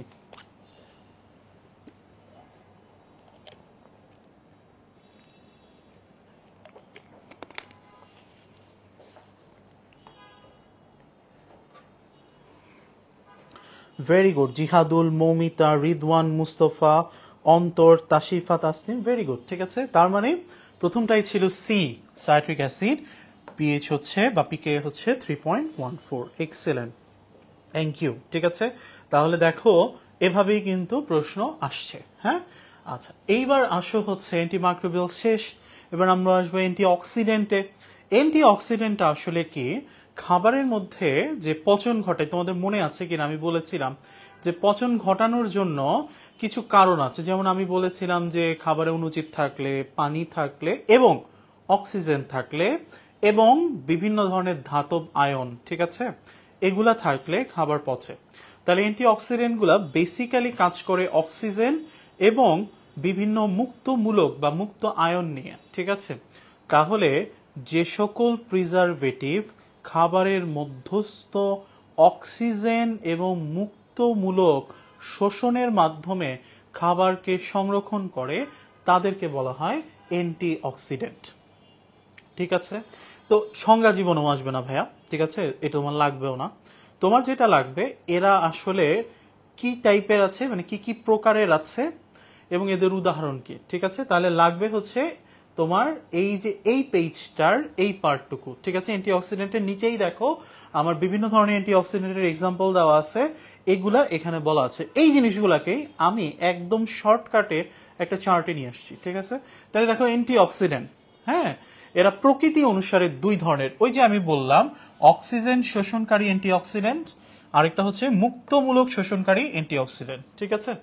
তাহলে ওই কাজের ভিত্তিতে একটা অক্সিজেন শোষণ করে, একটা মুক্তমূলক শোষণ করে। এখন আমি এদের এক্সাম্পল দেখো কিভাবে পড়তাম। আমি বাংলাদেশের সবচেয়ে ফেমাস টিভি চ্যানেলটার নাম একটু মনে রাখতাম, সেটার নাম হচ্ছে বিটিভি, ঠিক আছে। বিটিভি না দেখলে ভাল লাগে না, তাই না? বিটিভি না দেখলে ভাল লাগে না। একটা প্রজন্ম ছিল, যেমন আমাদের প্রজন্ম, তখন কিন্তু আসলে হচ্ছে মানে একটু বুইরা আর কি। তো তখন 3টার সময় প্রতি শুক্রবার দিন, তোমরা তোমাদের বাবা মাকে জিজ্ঞেস করে দেখো, প্রতি শুক্রবার দিন 3টা বাজে একদম হচ্ছে মেলা বসে যেত। যার বাসায় টিভি আছে, বাংলাদেশ টেলিভিশন তখন একমাত্র বিনোদনের সোর্স, ঠিক আছে। জনসংখ্যায় মানে হচ্ছে বাংলাদেশ তখনও অনেক বেশি ছিল, ঠিক আছে, এখনো আছে, কিন্তু এন্টারটেনমেন্টের ওয়ে বাংলাদেশ টেলিভিশনই ছিল শুধু। তো এই যে বাংলাদেশ টেলিভিশন ছিল, এই বিটিভি 3টার সময় হওয়া মানেই হচ্ছে মুভি চলে আসবে এবং সবাই গোল হয়ে বসে মুভি দেখবে, এটা হচ্ছে সবার প্রিয় কাজ। সুতরাং এটা তোমাকে স্বীকার করতে হবে, তুমি এখন বাংলাদেশ টেলিভিশন দেখো আর না দেখো, যে বাংলাদেশের মানুষের কাছে এখনো বাংলাদেশ টেলিভিশন হচ্ছে সেরা টেলিভিশন। তাহলে এই টেলিভিশনটার নাম তোমাকে একটু মনে রাখতে হবে, ঠিক আছে। কেন মনে রাখবো? তুমি মনে রাখবা এই বি আর টি, এই দুইটা দিয়ে আমি পাবো মুক্তমূলক শোষণকারী অ্যান্টিঅক্সিডেন্টের নাম, আর ভি দিয়ে পাবো অক্সিজেন অনুশোষণকারী অ্যান্টিঅক্সিডেন্টের নাম। কিভাবে? বি মানে হচ্ছে ভাইয়া বিউটাইলেটেড। তাহলে কোন প্রিজারভেটিভের নাম যদি তুমি দেখো আছে বিউটাইলেটেড, ঠিক আছে, অথবা টি দিয়ে তুমি যদি দেখো কোন প্রিজারভেটিভের নাম আছে টারশিয়ারি, ঠিক আছে, এই দুইটা নাম আছে, তার মানে এরা হচ্ছে মুক্তমূল্য শোষণকারী অ্যান্টিঅক্সিডেন্ট। আসো একটু দেখে নেই। বিউটাইলেটেড hydroxy anisole, বিউটাইলেটেড hydroxy toluene, tertiary বিউটাইলেটেড hydroquinone. তার মানে সবার মধ্যেই হয় বি আছে নইলে টি আছে, ঠিক আছে। তাহলে বিটি মানে হচ্ছে মুক্তমূল্য শোষণকারী অ্যান্টিঅক্সিডেন্ট। কথা ক্লিয়ার ভাইয়া? সোজা। আর ভি ফর হচ্ছে ভিটামিন। তাহলে দেখো কিছু ভিটামিনের নাম পাবা, সিই, ঠিক আছে। তাহলে এগুলা হচ্ছে আমার কি, এগুলো হচ্ছে অক্সিজেন অনুশোষণকারী অ্যান্টি অক্সিডেন্ট, ঠিক আছে। এর সাথে আরো কিছু মনে রাখতে পারো, যেমন সিএসি, তার মানে বিভিন্ন ধরনের অধাতব যেগুলো আয়ন আছে সেগুলা, এবং দুইটার মধ্যে এক্সট্রা করে মনে রাখবা ওই যে ব্যতিক্রমীগুলা বলছিলাম, মনে আছে? প্রোপাইল গ্যালেট লাস্টে ট আছে, কিন্তু অ্যান্টি মাইক্রোবিয়াল না, এটা কি অ্যান্টি অক্সিডেন্ট, কি ধরনের? মুক্তমূল্য শোষণকারী। আর সালফাইড লবণ, ঠিক আছে, সেটা হচ্ছে অক্সিজেন অণু শোষণকারী অ্যান্টি অক্সিডেন্ট, ঠিক আছে। তাহলে দেখো কোয়েশ্চেন কিন্তু ইজি। আমাকে যদি বিউটাইলেটেড বলে, আমাকে যদি টারশিয়ারি বলে, তাহলে এগুলো মুক্তমূল্য শোষণকারী অ্যান্টিঅক্সিডেন্ট। যদি ভিটামিন বলে তাহলে সেটা অক্সিজেন অনুশোষণকারী অ্যান্টিঅক্সিডেন্ট। ভাগ করে না যদি বলে নিচের কোনটা অ্যান্টিঅক্সিডেন্ট, তার মানে বিউটাইলেটেড, টারশিয়ারি, ভিটামিন, এগুলো সবই হচ্ছে অ্যান্টিঅক্সিডেন্ট। ওকে, আচ্ছা এখন দেখো উৎস অনুযায়ী। তাহলে তুমি বুঝতেই পারতেছো ভাই, উৎস অনুযায়ী যদি আমি চিন্তা করি তাহলে প্রাকৃতিক কোনগুলো হবে? ভিটামিনস গুলা প্রাকৃতিক হবে, তাই না? বিভিন্ন খাবার দাবারের মধ্যে থেকে পাওয়া যায়, এবং বিভিন্ন ধরনের অধাতব যেগুলা হচ্ছে উপাদান আছে, ঠিক আছে, যেমন সেলেনিয়াম, ঠিক আছে, ধাতু আছে, সেগুলো প্রকৃতি থেকে পাওয়া যায়। তাহলে ধাতু, ভিটামিন, এগুলা কি হবে ভাইয়া? প্রাকৃতিক, ঠিক আছে, ধাতু, ভিটামিন, ঠিক আছে। আর বাকি যা কিছু আছে এগুলো সবই নাম দেখলেই বোঝা যায়, যেমন বিএইচটি, তুমি নাম শুনেই বুঝতেছো, বিউটাইলেটেড হাইড্রোক্সি টলুইন, এটা প্রাকৃতিক ভাবে কেমনে পাবো? এটা কৃত্রিম ভাবে তৈরি করা হয়, ঠিক আছে। বিএইচএ প্রাকৃতিক ভাবে না, কৃত্রিম ভাবে তৈরি করা হয়, তাই না? তার মানে প্রোপাইল গ্যালেট, এগুলা কি করা হয়? কৃত্রিম ভাবে তৈরি করা হয়। তার মানে যেগুলোর নাম শুনলেই মনে হবে তোমার যে এগুলো আসলে রাসায়নিক উপাদান, হ্যাঁ, তুমি মনে করবা যে এগুলো হবে কি? কৃত্রিম, ঠিক আছে। তাইলে ভিটামিন আর ধাতু এরা হচ্ছে কি? প্রাকৃতিক। বাকি যা কিছু আছে সবকিছু হচ্ছে কৃত্রিম বা রাসায়নিক, ঠিক আছে, বা উৎস অনুযায়ী, ঠিক আছে। তার মানে এই পুরা চার্ট ক্লিয়ার নাকি সবার? সবাই বুঝতে পারছি? বুঝতে পারছি সবাই? ওকে,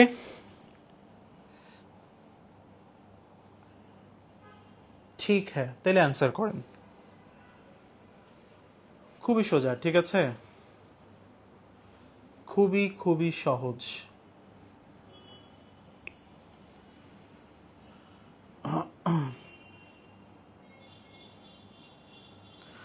কোনটা উত্তর হবে ভাইয়া? অক্সিজেন শোষণকারী অ্যান্টিঅক্সিডেন্ট নয় কোনটি?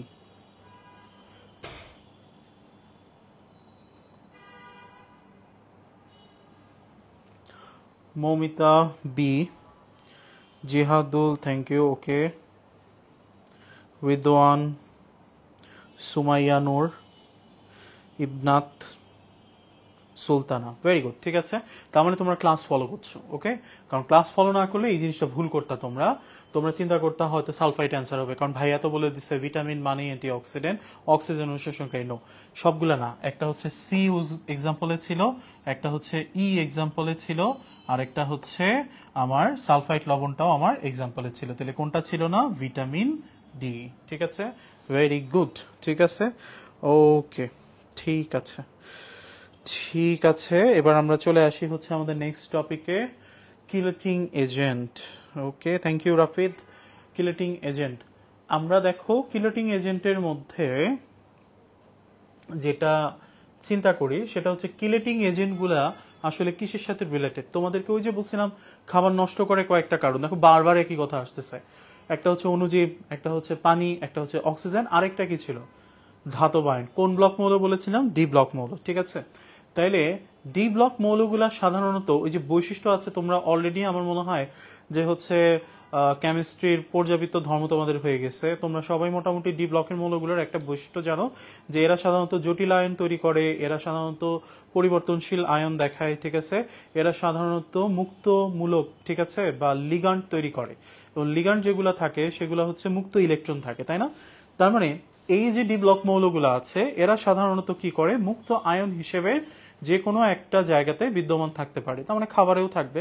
এই মুক্ত আয়নগুলোই সাধারণত হচ্ছে খাবারের মধ্যস্থ যে হচ্ছে বিভিন্ন উপাদান থাকে তাদের সাথে জারণ বিজারণ বিক্রিয়ার মাধ্যমে সেই খাবারটার পচন ঘটায়। তাইলে আমার টার্গেট হচ্ছে যেগুলা মুক্ত অবস্থায় আয়ন আছে এদের সবাইকে হচ্ছে আমার কি করতে হবে, একটা বন্ধনের মাধ্যমে হচ্ছে এদেরকে পরিবেশ থেকে সরাই ফেলতে হবে বা খাবার থেকে সরাই ফেলতে হবে, যেন মুক্ত অবস্থায় এরা না থাকে। হ্যাঁ, এরা যেন হচ্ছে একটা বন্ধনের ভিতরে চলে আসে। এই কাজটাই কে করে, কিলেটিং এজেন্ট। ঠিক আছে, এবং আমরা সবাই পড়েছি যে ডি ব্লক মৌলগুলো সাধারণত সন্নিবেশ বন্ধন দেয়। তার মানে এই যে কিলেটিং এজেন্ট এরা নর্মালি হচ্ছে সন্নিবেশ বন্ধন তৈরি করে ওই সকল ডি ব্লকের ধাতব আয়নের সাথে, ফলশ্রুতিতে এই আয়নগুলো পরিবেশের মুক্ত অবস্থায় থাকে না, খাবারও নষ্ট করতে পারে না। সহজ জিনিস। ঠিক আছে, এখন এই কথাগুলো আসলে হচ্ছে তোমার মেডিকেলে যখন তুমি এই যে মানে আসবে না, এগুলো আসবে তোমার ইন্টারে, তোমাকে যদি ব্যাখ্যা করতে বলে তুমি ব্যাখ্যা করতে পারবা।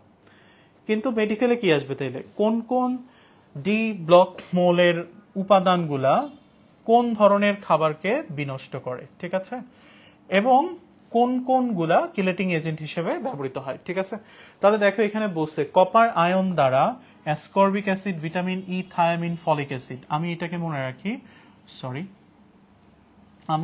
মনে রাখি হচ্ছে কপার, ঠিক আছে, 3টা ভিটামিনকে নষ্ট করে। ঠিক আছে, ই, সি, B1, B9। ঠিক আছে, ই, সি, B9, B1, B9। তার মানে এটা ই ফর হচ্ছে ভিটামিন ই, সি মানে হচ্ছে ascorbic acid, thymine for B1, folic acid B9।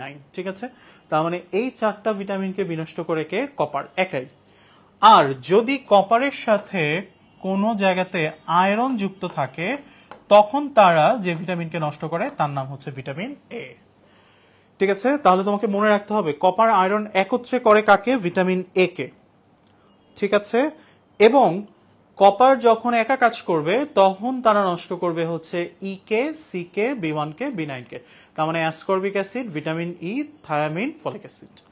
ঠিক আছে ভাই, তাহলে এইটা একটু মাথায় রাখতে হবে। ঠিক আছে, এটা কিন্তু কোশ্চেনে আসে, কপার আয়রন একত্রে কাকে নষ্ট করে। ঠিক আছে, এই টাইপের কোশ্চেন অনুশীলনীতেও আছে, তার মানে মেডিকেলেও আসার মতো টপিক। ঠিক আছে, আচ্ছা, আর কিলেটিং এজেন্ট তুমি কি করে বুঝবা, একদম সোজা বাংলা ভাষায়, বইয়ের বাইরে তো কোশ্চেন হবে না। আমি জাস্ট এইভাবে মনে রাখি, কিলেটিং এজেন্ট মানেই হচ্ছে অ্যামিনের যৌগ। ঠিক আছে, তাহলে দেখো এখানে সর্বাধিক ব্যবহৃত যেটা আমার কিলেটিং এজেন্ট আছে তার নাম হচ্ছে ইথিলিন ডাইঅ্যামাইন টেট্রা অ্যামিন। ঠিক আছে, তার মানে সংক্ষেপে আমরা বলি ইডিটিএ।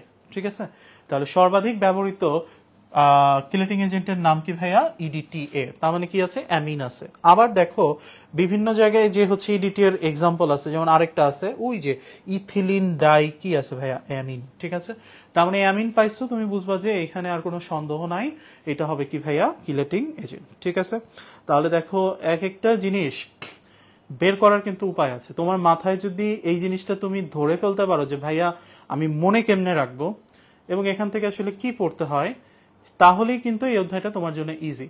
মুখস্থর জিনিসগুলা তখন সহজ হয়ে যাবে। ঠিক আছে, আমাদের দায়িত্ব তোমাদেরকে এই সহজ জিনিসগুলা বুঝাই দেওয়া, যেন তোমরা ইজিলি এই জিনিসগুলা পড়ে অধ্যায় তাড়াতাড়ি শেষ করে ফেলতে পারো। ঠিক আছে, তাহলে এই হচ্ছে আমার অ্যান্টিমাইক্রোবিয়াল, অ্যান্টিঅক্সিডেন্ট, কিলেটিং এজেন্ট। ঠিক আছে, ওকে, কারো বুঝতে কোনো প্রবলেম হয়েছে কিনা, সবাই আমরা বুঝছি কিনা,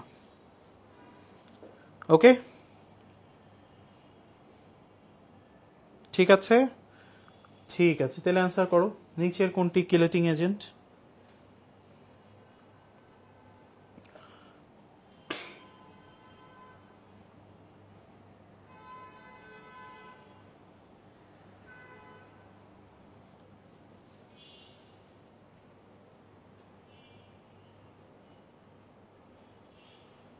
ভেরি গুড, গোলাম মুস্তফা, সুমাইয়া নূর, মৌমিতা,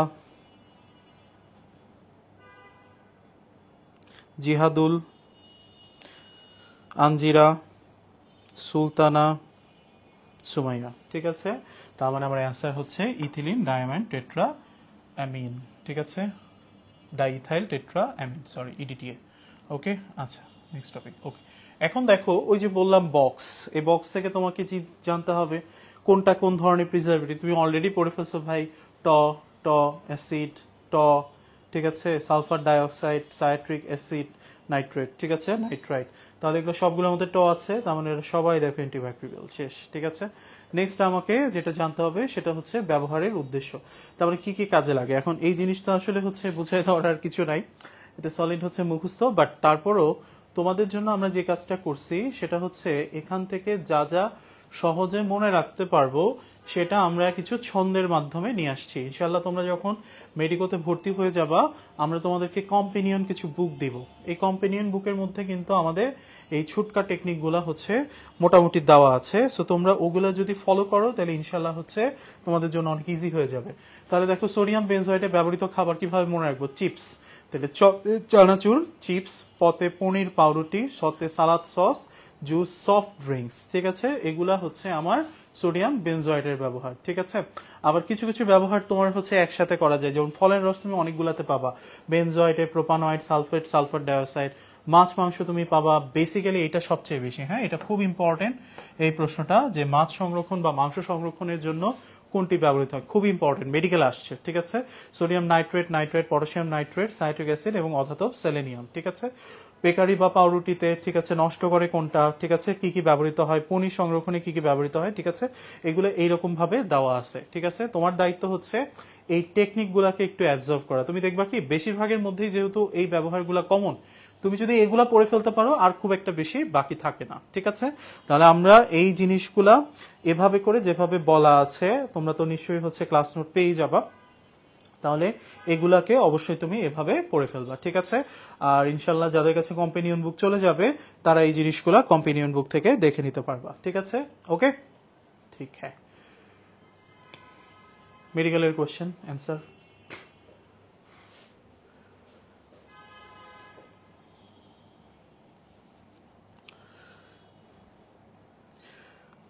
অনেকে অ্যান্সার করছিল আগেরটাতে, তাদের নামও একটু বলে দিই, মন খারাপ করো না। কৌশিক, রিয়াতুল, ইবনাত মিম, রাকিব, তাসফিয়া, তাসনিম, আরশিয়া। আচ্ছা, এটার অ্যান্সার কে কে পারে দেখি। মাংস সংরক্ষণে কোনটি ব্যবহৃত হয়? Very good Moumita.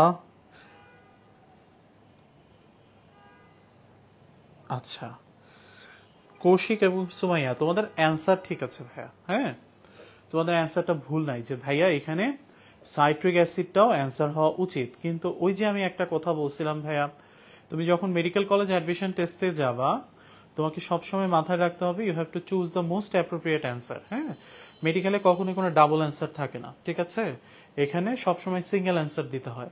তাহলে সিঙ্গেল অ্যান্সার তুমি যদি চুজ করো, তোমার এখানে দুইটা অপশন আছে যেগুলো বইয়ে বলা আছে মাংস সংরক্ষণে ব্যবহৃত হবে, একটা হচ্ছে সাইট্রিক অ্যাসিড, একটা হচ্ছে নাইট্রেট সল্ট।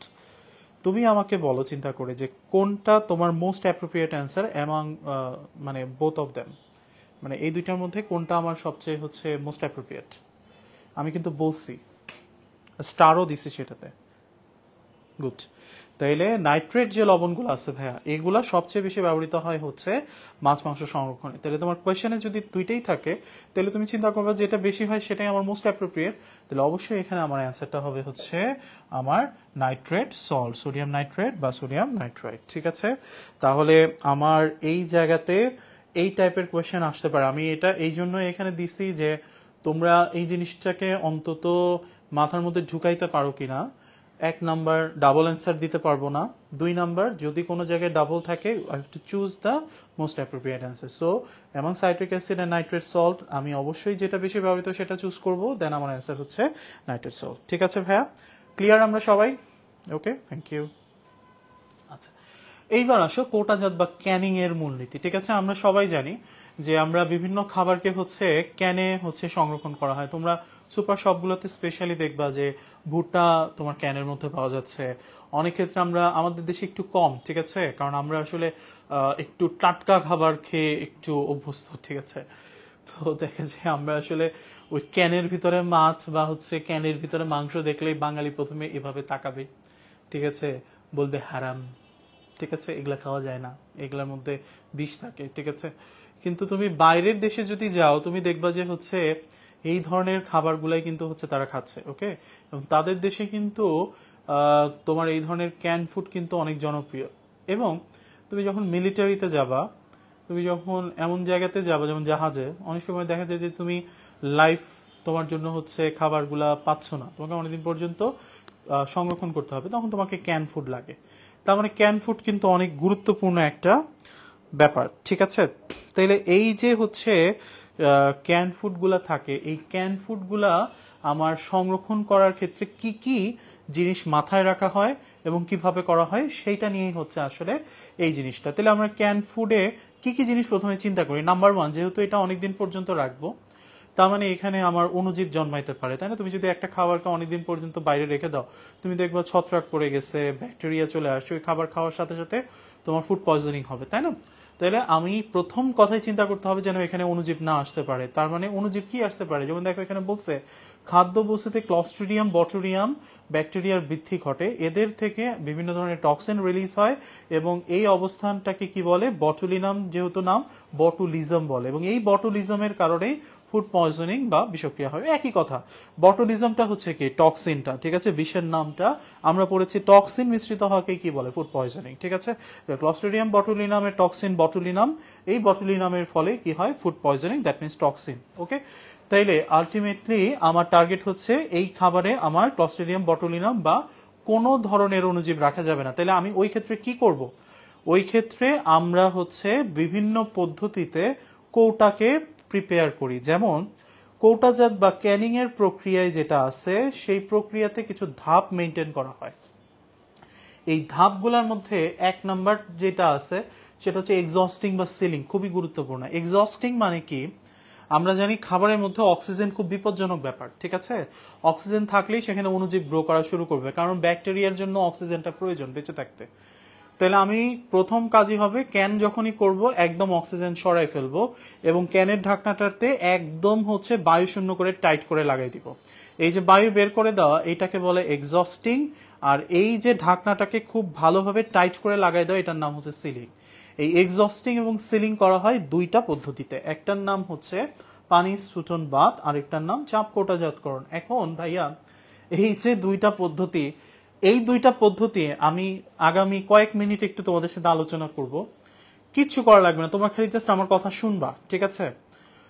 তোমরা যদি এই জিনিসটা বুঝতে পারো, পেজ একটু উল্টায় নাও। দেখো তোমার পরের দিকে আছে দেশি ফলের কোটাজাতকরণ, একটু উল্টাও।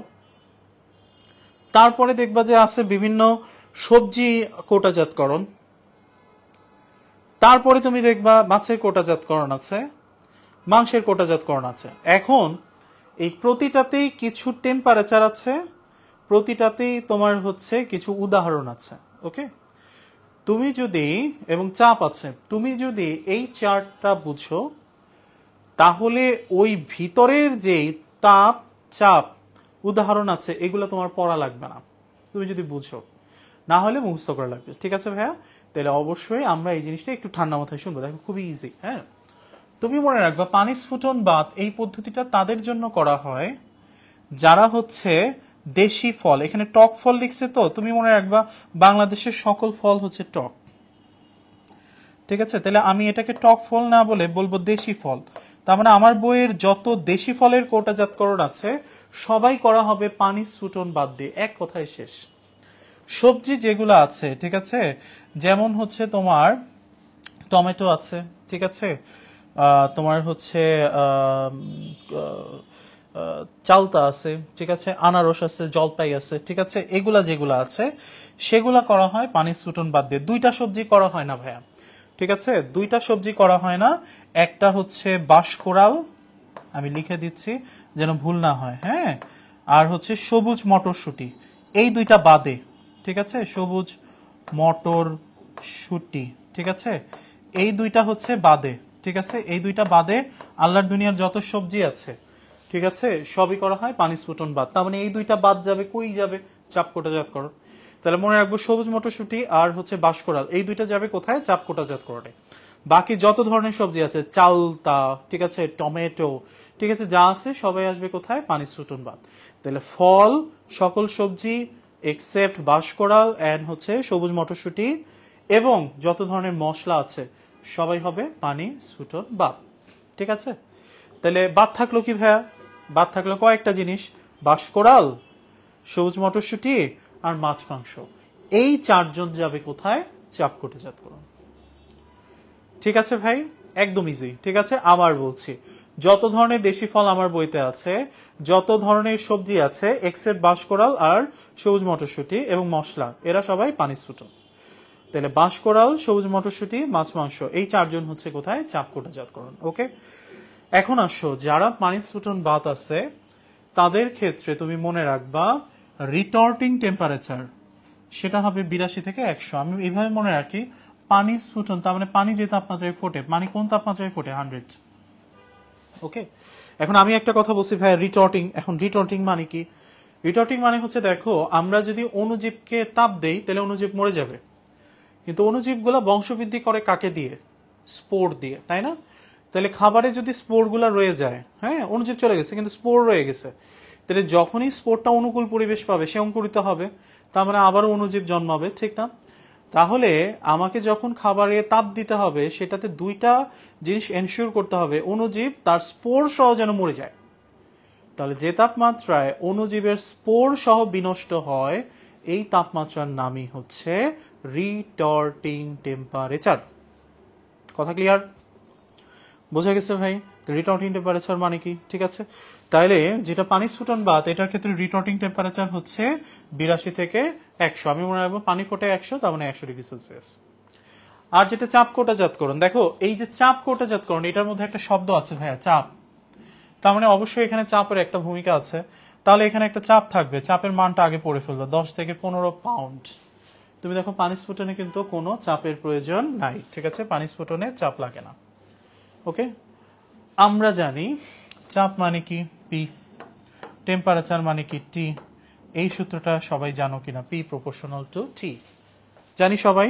তার মানে যে কোনো জায়গায় যদি চাপ বাড়ানো হয় তার মানে সেখানে তাপমাত্রাও বাড়বে। তাইলে আগে যখন টেম্পারেচার ছিল 82 থেকে 100, এটা সেখানে থাকবে না, এটার ক্ষেত্রে তাপমাত্রা বাড়বে। তুমি মনে রাখবা চাপকোটজাতকরণে রিটর্টিং টেম্পারেচার হবে হচ্ছে 115 থেকে 121 ডিগ্রি সেলসিয়াস। ঠিক আছে, তাহলে দেখো এই কথাগুলো আমাকে একটু মনে রাখতে হবে। ঠিক আছে, তাইলে সুবিধা কি? আমি তোমাকে বললাম ভাই বলেন তো আম সংরক্ষণের জন্য তাপমাত্রা কত? তুমি চিন্তা করবা আম মানে দেশি ফল, লাগবে কোথায়? পানি চাপ, পানি স্ফুটন, তার মানে এটার তাপমাত্রা হবে 82 থেকে 100। শেষ, পড়ার দরকার নাই। আমি তোমাকে বললাম মাংস সংরক্ষণের জন্য চাপের প্রয়োজন নাই, সত্য না মিথ্যা? তাহলে তুমি চিন্তা করবা আচ্ছা মাংস সংরক্ষণ এটা কোথায় ছিল? চাপকোটজাতকরণ, চাপ আছে, অবশ্যই চাপ লাগবে, তাহলে এখানে চাপের প্রয়োজন আছে, তারপর এটা মিথ্যা। ঠিক আছে, তাহলে এটা কি হবে? চাপ লাগে কত? 10 থেকে 15 পাউন্ড। কথা ক্লিয়ার? তাহলে আমি প্রশ্ন করছি, অ্যান্সার দাও। পেয়ারা সংরক্ষণের জন্য কোন পদ্ধতি অবলম্বন করা হয়? পানি স্ফুটন বাত না চাপকোটজাতকরণ? বলো, পেয়ারা সংরক্ষণে কোনটি ব্যবহৃত হয়? পানি স্ফুটন বাত না চাপকোটজাতকরণ? আর সাথে লিখবা পেয়ারা সংরক্ষণের টেম্পারেচার কত? পেয়ারা সংরক্ষণে টেম্পারেচার কত? পেয়ারা সংরক্ষণে টেম্পারেচার কত? ভেরি গুড মুস্তাফা ভাই, পেয়ারা হচ্ছে দেশি ফল, তার মানে এটা অবশ্যই কি? পানি স্ফুটন বাত। ঠিক আছে, very good Sumaiya, very good Moumita.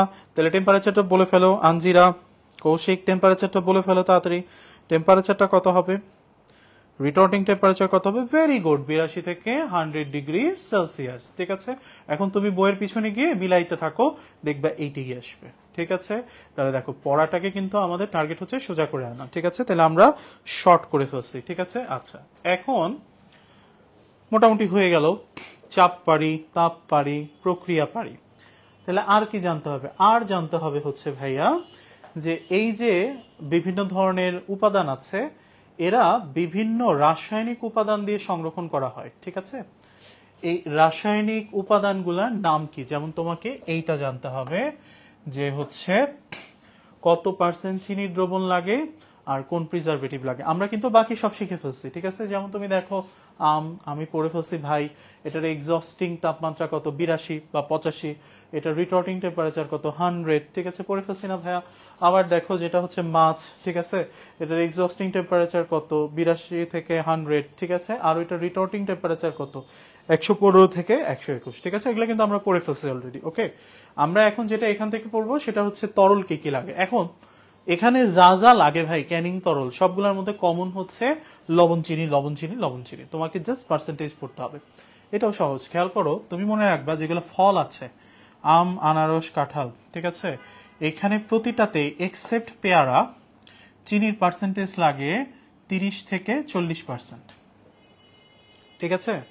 তার মানে আমি মনে রাখবো এদের ক্ষেত্রে চিনির দ্রবণ লাগে 40-40-40। বলছি কাকে? পেয়ারা। কেন বলছি পেয়ারা? মনে রাখবা 1/4 অফ এভরিওয়ান, তাহলে 40-এর 4 ভাগের 1 ভাগ কত? 10, ঠিক আছে? পেয়ারা মানে 4 ভাগের 1 ভাগ, ঠিক আছে? তাহলে এইটাতে আমার হচ্ছে লাগবে চিনির দ্রবণ 40-40-40, পেয়ারাতে লাগবে 10। আর যেহেতু পেয়ারাতে চিনি কম দিচ্ছ, তাহলে এইখানে যেই প্রিজারভেটিভটা হবে সেটা একটা বেশি হবে, এই বেশিটার নাম হচ্ছে অ্যাসকর্বিক অ্যাসিড, ঠিক আছে? তাহলে প্রশ্ন আসতে পারে অ্যাসকর্বিক অ্যাসিড কোন ফলের, ঠিক আছে, সংরক্ষণে ব্যবহৃত হয়? অ্যান্সার হচ্ছে পেয়ারা, ঠিক আছে? দেখো কোয়েশ্চেন অবশ্যই তোমাকে বুঝতে হবে এবং বুঝে অ্যান্সার করতে হবে। তাহলে দেখো এটাও কিন্তু 140 আছে, বাকি সবার ক্ষেত্রে নাম কি? Citric acid, citric acid, citric acid, citric acid. এখন বলছি বাকিদের যা লাগবে, পেয়ারা হবে 4 ভাগের 1 ভাগ। দেখো এটা যদি 0.25 হয়, এটার 4 ভাগের 1 ভাগ করে দেখো, এটা আসবে 0.06, ঠিক আছে? অ্যাকচুয়ালি যদি করো 0.0625, ঠিক আছে? তার মানে তুমি মনে রাখবা বাকি যা ফল আছে সবাই হচ্ছে 4 গুণ হবে পেয়ারার চেয়ে। পেয়ারাতে শুধু মনে রাখবে একটা অ্যাসিড বেশি আসবে, সেটার নাম হচ্ছে অ্যাসকর্বিক অ্যাসিড। ক্লিয়ার সবাই? বুঝছি কিনা সবাই? জাস্ট অ্যান্সার জি ইয়েস ভাইয়া বুঝছি, ঠিক আছে? তাহলে দেখো আমাদের কিন্তু বিশাল বড় একটা পড়া, তুমি পেজ উল্টাও দেখবা 8 থেকে 12 পেজের মতো মনে হয় আছে এই বিভিন্ন ধরনের সংরক্ষণ। তাহলে আমরা জিস্ট কথাবার্তাগুলো যদি পড়ে ফেলতে পারি, 5-6টা ইনফরমেশন যদি মনে রাখতে পারি, তাহলেই কিন্তু আমার এই 8-12 পেজ কমপ্লিট হয়ে যায়, ঠিক আছে? ক্লিয়ার সবাই? ওকে, ঠিক আছে, থ্যাংক ইউ। আচ্ছা, এখন আসো মাছের এবং মাংসের কোটাজাতকরণ থেকে এক্সট্রা কি পড়বো ওইটা আগে একটু দেখাই দেই। সেটা হচ্ছে এখানে আমি একটা চার্ট লিখে নিয়ে আসছি বিভিন্ন ধরনের খাদ্য উপাদান, ঠিক আছে? এইটা একটু জাস্ট এই চার্টটা হচ্ছে তোমরা ক্লাসটা দেখে একটু ছবি তুলে রাখতে পারো, অথবা হচ্ছে যাদের কাছে কোম্পানির বুক চলে যাবে তারা তো পেয়ে যাবা, অথবা হচ্ছে ক্লাসটা যখন দেখবা তখন এই জিনিসগুলো একটু দেখবে, বইয়ের ভিতরেই আছে। আমি জাস্ট একটু ছোট থেকে মানে হচ্ছে একটু সাজাই নিয়ে এসেছি আর কি, আর কিছু না, ঠিক আছে?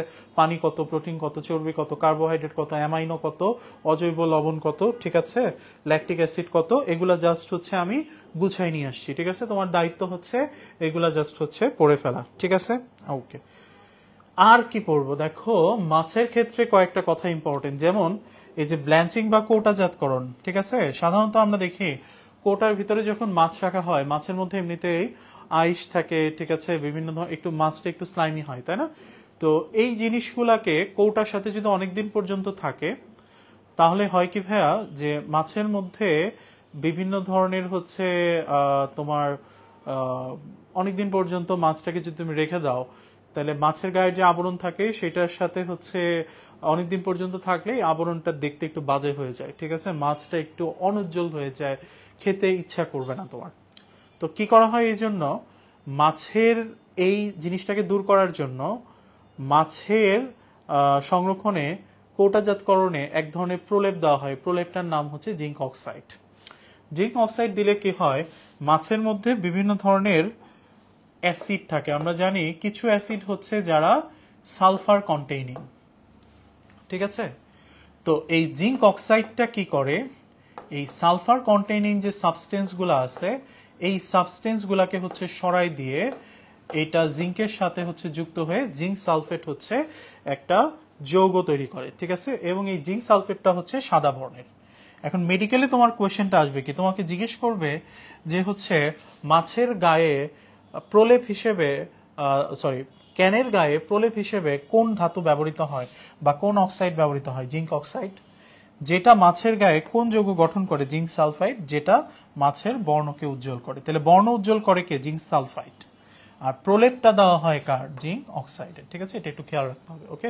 অনেক সময় হচ্ছে কোয়েশ্চেন সত্য মিথ্যায় হচ্ছে জিজ্ঞেস করে, তখন হচ্ছে ভুল হয়ে যেতে পারে, ঠিক আছে?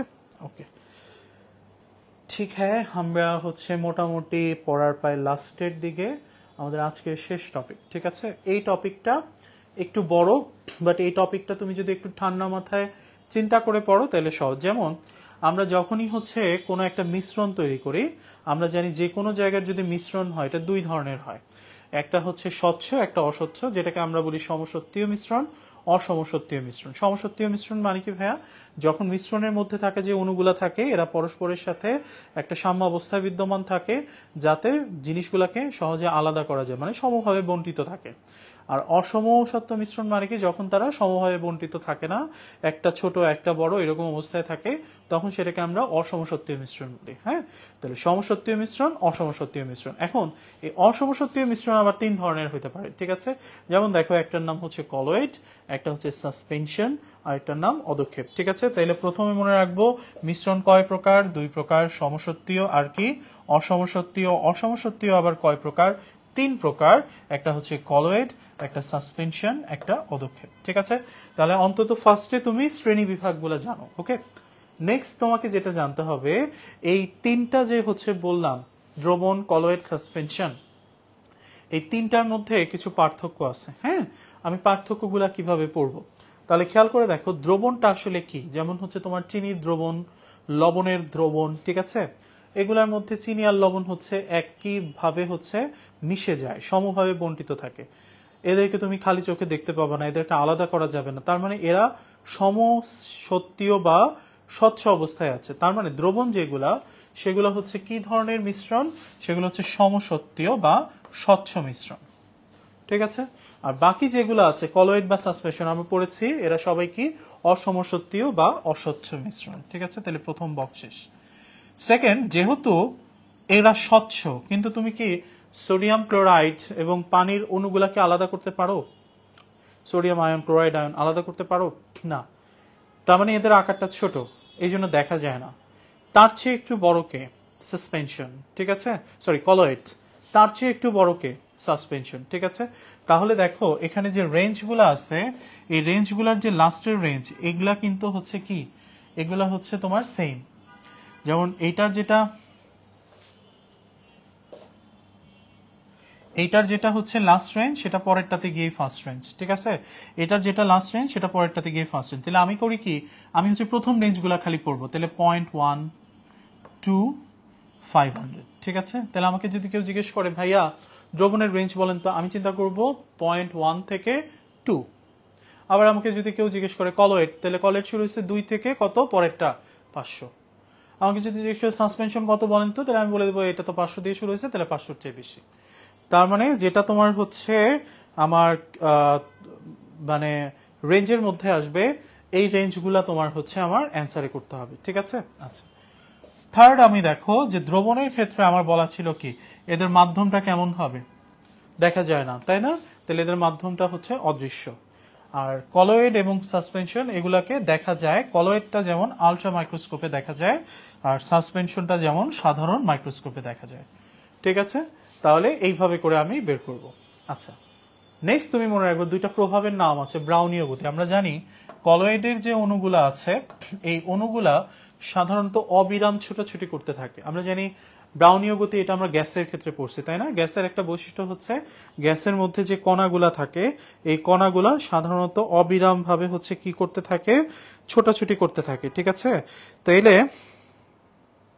এই যে হচ্ছে অবিরাম ভাবে এরা ছোটাছুটি করতে থাকে, এই অবস্থাটাকে কি বলে, ব্রাউনীয় গতি, তাই না? তাহলে কলয়েডের কণাগুলোও সেম ভাইয়া, এরাও সাধারণত আমার হচ্ছে বিভিন্ন ভাবে হচ্ছে অবিরাম ছোটাছুটি করতে থাকে। এই প্রভাবটাকে বলা হচ্ছে ব্রাউনীয় গতি। এই গতিটা বৈশিষ্ট্য হচ্ছে কার, কলয়েডের। আর কলয়েডের আরেকটা বৈশিষ্ট্য আছে, এরা সাধারণত সূর্যালোকে বা হচ্ছে দৃশ্যমান পরিসরে বিভিন্ন বস্তু যেগুলো কলয়েড, সেখান থেকে বর্ণ বিচ্ছুরণ করতে পারে। এই যে বিচ্ছুরণ ধর্ম, এই ধর্মটাকেই বলা হয় হচ্ছে টিন্ডাল প্রভাব। তাহলে মনে রাখবো একমাত্র কলয়েডেরই ব্রাউনীয় গতি এবং টিন্ডাল প্রভাব আছে, এটা অন্য কারো নাই। ঠিক আছে, তাহলে এটা গেল পরে। মিশ্রণের স্থিতি, যেহেতু দ্রবণটা একদম সুন্দরভাবে থাকে, এরা হচ্ছে সুস্থিত মিশ্রণ। কলয়েডও হচ্ছে সুস্থিত মিশ্রণ, কারণ কলয়েডের চার্জগুলা খুব চমৎকার ভাবে অবস্থান করে। ধরো একটা পজিটিভ চার্জের চারপাশ জুড়ে, ঠিক আছে, একটা পজিটিভ চার্জের চারপাশ জুড়ে সব নেগেটিভ চার্জগুলা বিদ্যমান থাকবে, ঠিক আছে। যেমন একটা সোডিয়ামের চারপাশে ধরো এরকম, ধরো সোডিয়াম ক্লোরাইডের যদি কোনো কিছু থাকে, তাহলে এর চারপাশে কলয়েডের চারটা নেগেটিভ চার্জ থাকবে। আবার এই যে ক্লোরাইড, এইটার চারপাশে আবার চারটা হচ্ছে পজিটিভ চার্জ দেওয়া থাকবে, ঠিক আছে। এতে কি হয় ভাইয়া, এতে এদের গঠনটা হচ্ছে একটু স্ট্রং হয়, স্থিতিশীল হয়, ঠিক আছে। এদেরকে সহজে তুমি নর্মাল অবস্থায় ভাঙতে পারবে না, ভাঙতে গেলে তোমাকে আরো কিছু জিনিস দিতে হবে, যেমন বিপরীত আয়ন দিতে হবে, তড়িৎ চালনা করতে হবে, ঠিক আছে। আমরা একটু পরে গিয়ে পড়বো এটা কোয়াগুলেশন তৈরি করার সময়।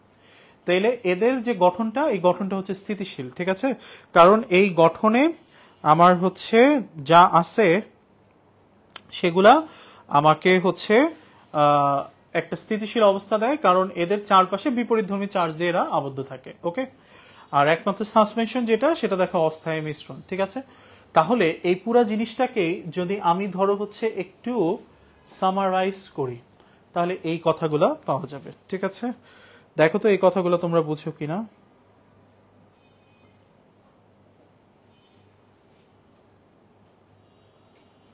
আমি যা লিখছি দেখো তো বোঝা যায় কিনা।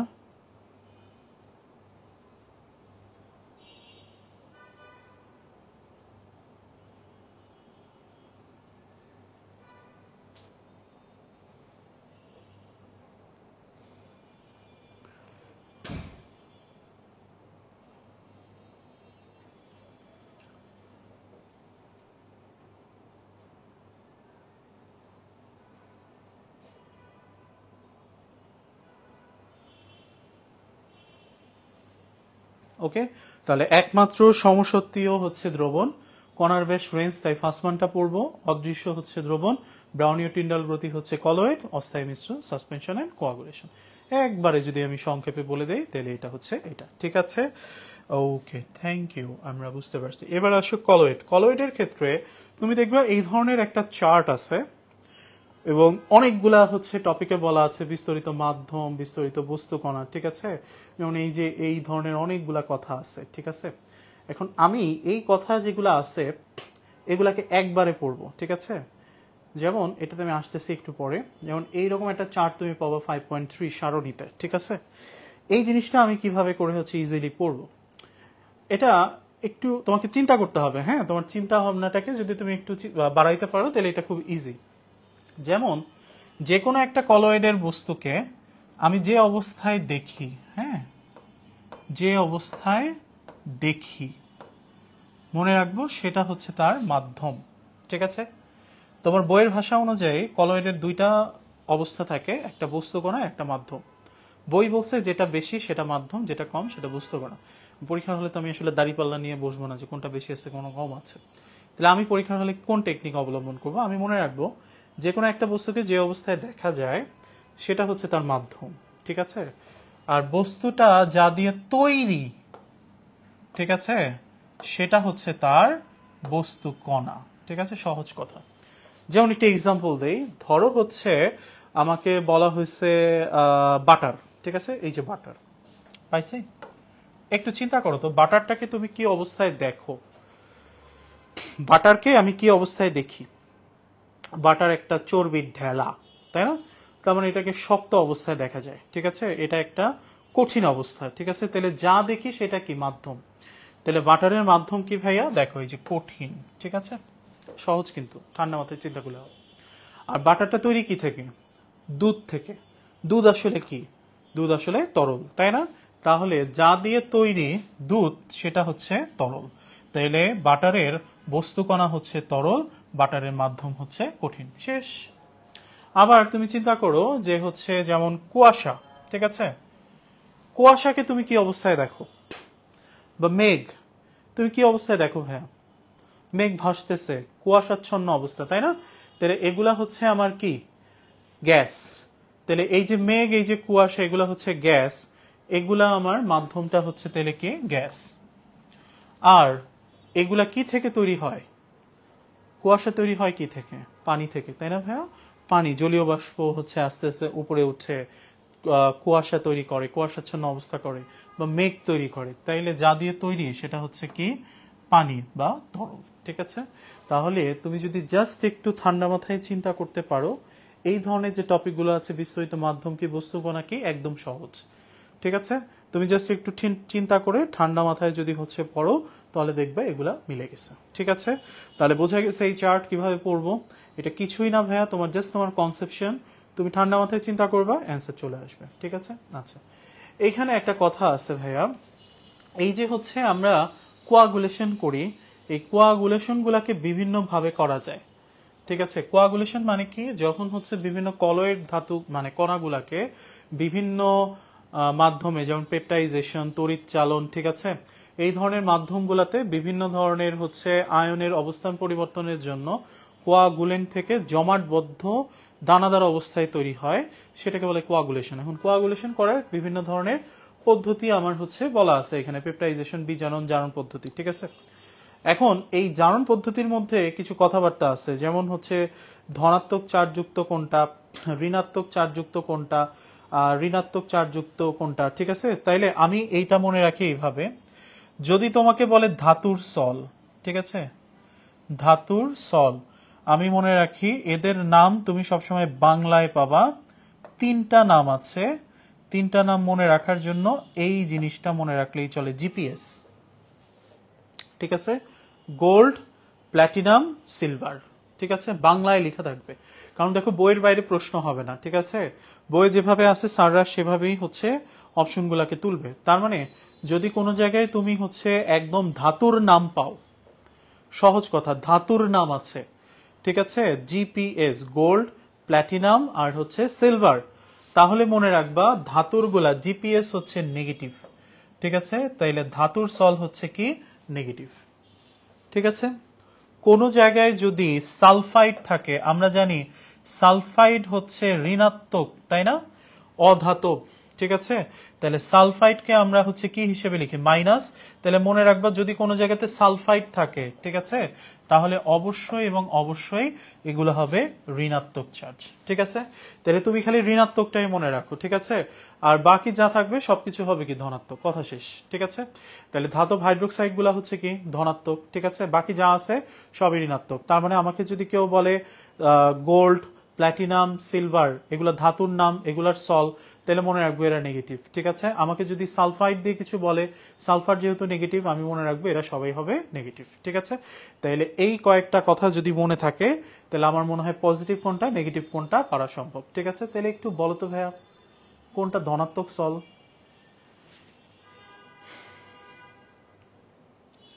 কোনটা ধনাত্মক sol?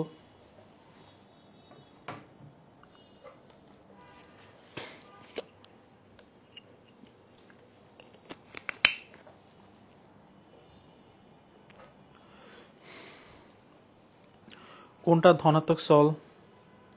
Very good Mustafa, Sumaiyanur. ঠিক আছে, তাহলে এখানে আমার সালফার আছে, এখানে আমার হচ্ছে ধাতব নাম আছে, ঠিক আছে, লেড, এখানে আমার সালফার আছে, তাহলে এই তিনটার একটাও হবে না। ঠিক আছে, তাহলে এই তিনটা বাদে যেটা আছে অ্যালুমিনিয়াম হাইড্রোক্সাইড। ঠিক আছে, তাহলে এই হচ্ছে আমার মোটামুটি অ্যান্সার। ওকে, আচ্ছা আমরা আমাদের লাস্ট টপিকের দিকে হচ্ছে চলে আসছি। দেখো কলয়েড আর সাসপেনশনের হচ্ছে পার্থক্যে একটা খুব ইম্পর্টেন্ট কথা আছে, সেটা হচ্ছে সাসপেনশনের তাৎপর্য। হ্যাঁ, এটা একটু ভালো করে পড়তে হবে। কেন ভাইয়া? কারণ ওষুধ শিল্পে সাসপেনশনের কিছু গুরুত্বপূর্ণ ভূমিকা আছে। ঠিক আছে, যেমন ওষুধের কার্যকারিতা বজায় রাখার জন্য আমরা সাসপেনশন ইউজ করি অক্সিটেট্রাসাইক্লিন সাসপেনশন। তিক্ততা দূর করা হয় হচ্ছে ক্লোরামপেনিকল পালমিটেট সাসপেনশন দিয়ে।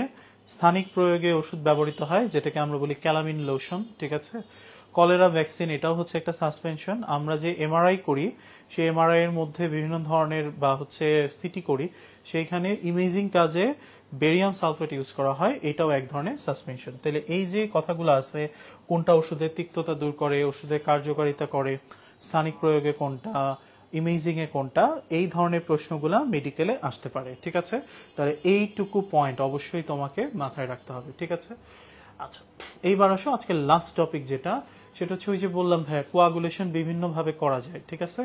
তাহলে দুইটি বিপরীত আদানের সলকে মিশিয়ে তড়িৎ চালনা করে সুটন সাহায্যে ইলেকট্রোলাইসিস বা তড়িৎ বিশ্লেষণের সাহায্যে, ওকে? তাহলে এগুলো হচ্ছে পদ্ধতি, এটা পড়ে ফেলবো। দ্বিতীয়ত যেটা মনে রাখবা সেটা হচ্ছে কি, কোয়াগুলেশন একটা রুলস আছে। রুলসটা হচ্ছে কি, কোয়াগুলেশনের ক্ষেত্রে চার্জ যত বেশি হবে, হ্যাঁ আমি জাস্ট এইটাই মনে রাখবো, চার্জ যত বেশি, ঠিক আছে, কোয়াগুলেশনও তত বেশি, ঠিক আছে? এটা হচ্ছে হার্ডি-শুলজের নিয়ম, ঠিক আছে? হার্ডি-শুলজের দুইটা নিয়ম আছে। একটা নিয়ম হচ্ছে কলয়েড কণার যদি কোয়াগুলেশন করতে হয় তাহলে অবশ্যই কলয়েডের বিপরীতধর্মী চার্জ নিতে হবে, ঠিক আছে? তার মানে কোয়াগুলেন্ট গুলা হবে সবসময় কলয়েডের বিপরীতধর্মী চার্জ।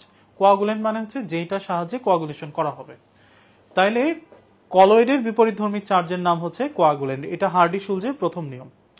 দ্বিতীয় নিয়ম হচ্ছে এই কোয়াগুলেন্টের চার্জ যত বেশি হবে তত আমার কোয়াগুলেশন করার ক্ষমতা বাড়বে। চার্জ মানে হচ্ছে তোমার 1 2 3, এটা প্লাসের দিকেও থাকতে পারে মাইনাসের দিকেও থাকতে পারে, ঠিক আছে?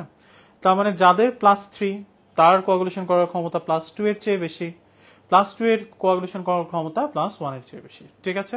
তার মানে চার্জ বেশি, কোয়াগুলেশন বেশি, এইটুকু মনে রাখলেই চলবে। তাইলে তুমি দেখো বলছে ক্যাটায়ন গুলা বা অ্যানায়ন গুলা সবগুলোর ক্ষেত্রেই তুমি দেখবা চার্জ যার যত বেশি সেটার কোয়াগুলেশন করার ক্ষমতাও তত বেশি, ঠিক আছে? এই কথাগুলাই গুরুত্বপূর্ণ তথ্যে বলছে যে ঋণাত্মক কলয়েড আয়নের কোয়াগুলেশনের জন্য ত্রিযোজী ক্যাটায়নগুলো অত্যন্ত কার্যকর হিসেবে ব্যবহৃত হয়, ঠিক আছে? এই প্রশ্নটা মেডিকেলে 2 বার আসছে, ঠিক আছে? সবচেয়ে কার্যকর কোয়াগুলেন্টের নাম কি? অ্যালুমিনিয়ামও আসছে, ফেরিক আয়নও আসছে, ঠিক আছে? তার মানে এই কথাগুলো আমাদেরকে মনে রাখতে হবে, ঠিক আছে? সো দ্যাটস ইট ভাইয়া, এই ছিল মোটামুটি হচ্ছে তোমাদের লেকচার। তো আমাকে বলো ভাই, আমি তো পড়াই ফেলছি পুরাটাই, মোটামুটি কতক্ষণ ক্লাস নিলাম? ক্লাস নিয়েছে 1 ঘন্টা 20 মিনিট, প্রথম 15 মিনিট তো আসলে কথাই বলেছি। তো আমাকে বলো ভাই, আজকের ক্লাস দেখে কি মনে হচ্ছে? কেউ যদি বাসায় অন্তত 2 ঘন্টা একটু সময় দাও, যা পড়াইলাম এই জিনিসগুলো ক্লিয়ার হবে কিনা জাস্ট এইটুকু অ্যান্সার দাও, এবং ক্লাসে যা পড়াইছি বুঝছি কিনা।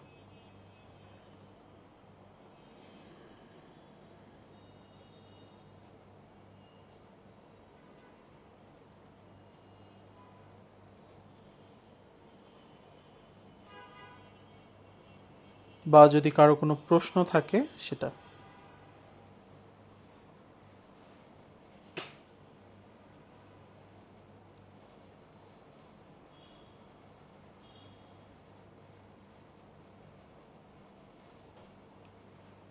ওকে,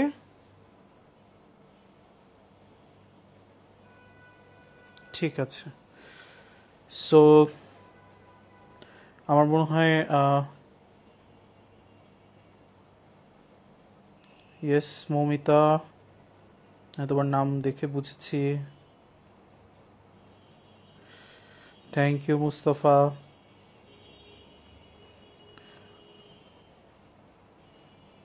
ওকে, তাহলে আমার টার্গেটই ছিল এটা, যে যেহেতু এটা আসলে খুব বোরিং একটা চ্যাপ্টার, ঠিক আছে? মানে অ্যাকচুয়ালি খুব বোরিং ভাইয়া, কিন্তু এটার মধ্যেও না টেকনিক করে তুমি যদি পড়ো তাহলে এই অধ্যায়টা একটু মজা লাগানোর জায়গা আছে। যেমন আমাকে যখন কর্মমুখী রসায়ন কেউ ক্লাস নিতে বলে তখন আমার কাছে মনে হয় যে না, এইটা আসলে ভালোই লেকচার, ঠিক আছে? কিন্তু কেউ যদি হচ্ছে প্রথমবার পড়ে তার কাছে ওদের মোটেও ভালো লাগবে না, কারণ সে খালি দেখবে হাই হাই সব ব্যবহার সব ব্যবহার। বাট তুমি যদি টেকনিক্যালি পড়ো, তুমি যদি একটু রুলস মেনটেন ফলো করতে পারো, তাহলে এই ধরনের অধ্যায়গুলো আসলে সবচেয়ে ইজি। সো এগুলো আসলে কোপ আপ করা সহজ। হ্যাঁ, তোমার পড়তে হয় একটু বেশি, ঠিক আছে, ফাইন, তাহলে একটু টেকনিক্যালি পড়ে যেন একটু কম সময় লাগে, ঠিক আছে? সো আমার মনে হয় যে হচ্ছে ইনশাল্লাহ, thank you very much. Class রুটিনটা ভাইয়া তোমাদের হচ্ছে যেটা মেইন গ্রুপ আমাদের আছে মেডিকো, সেখানে হচ্ছে দেওয়া আছে, একটু কষ্ট করে দেখে নিলে ইনশাল্লাহ হচ্ছে ওখান থেকে পেয়ে যাবে ইনশাল্লাহ, ঠিক আছে? সো আমাদের নেক্সট পরবর্তীতে আমরা হয়তো এটার সেকেন্ড পার্টটা নিয়ে আলোচনা করব। তার আগে ইনশাল্লাহ আমরা ফার্স্ট পার্টটা একটু পড়ে ফেলি। যদি এখান থেকে কারো কোনো প্রশ্ন অ্যারাইজ করে তাহলে ইনশাল্লাহ আমরা নেক্সট ক্লাসে সেটার উত্তর যেন দিতে পারি, ঠিক আছে? সো তোমাদের সবাইকে অনেক বেশি শুভকামনা, সবার জন্য অনেক বেশি ভালোবাসা, ঠিক আছে? সবাই ভালো থাকবা, আমার জন্য দোয়া করবা, ঠিক আছে? থ্যাংক ইউ ভেরি মাচ ভাইয়া। আসসালামু আলাইকুম, আল্লাহ হাফেজ।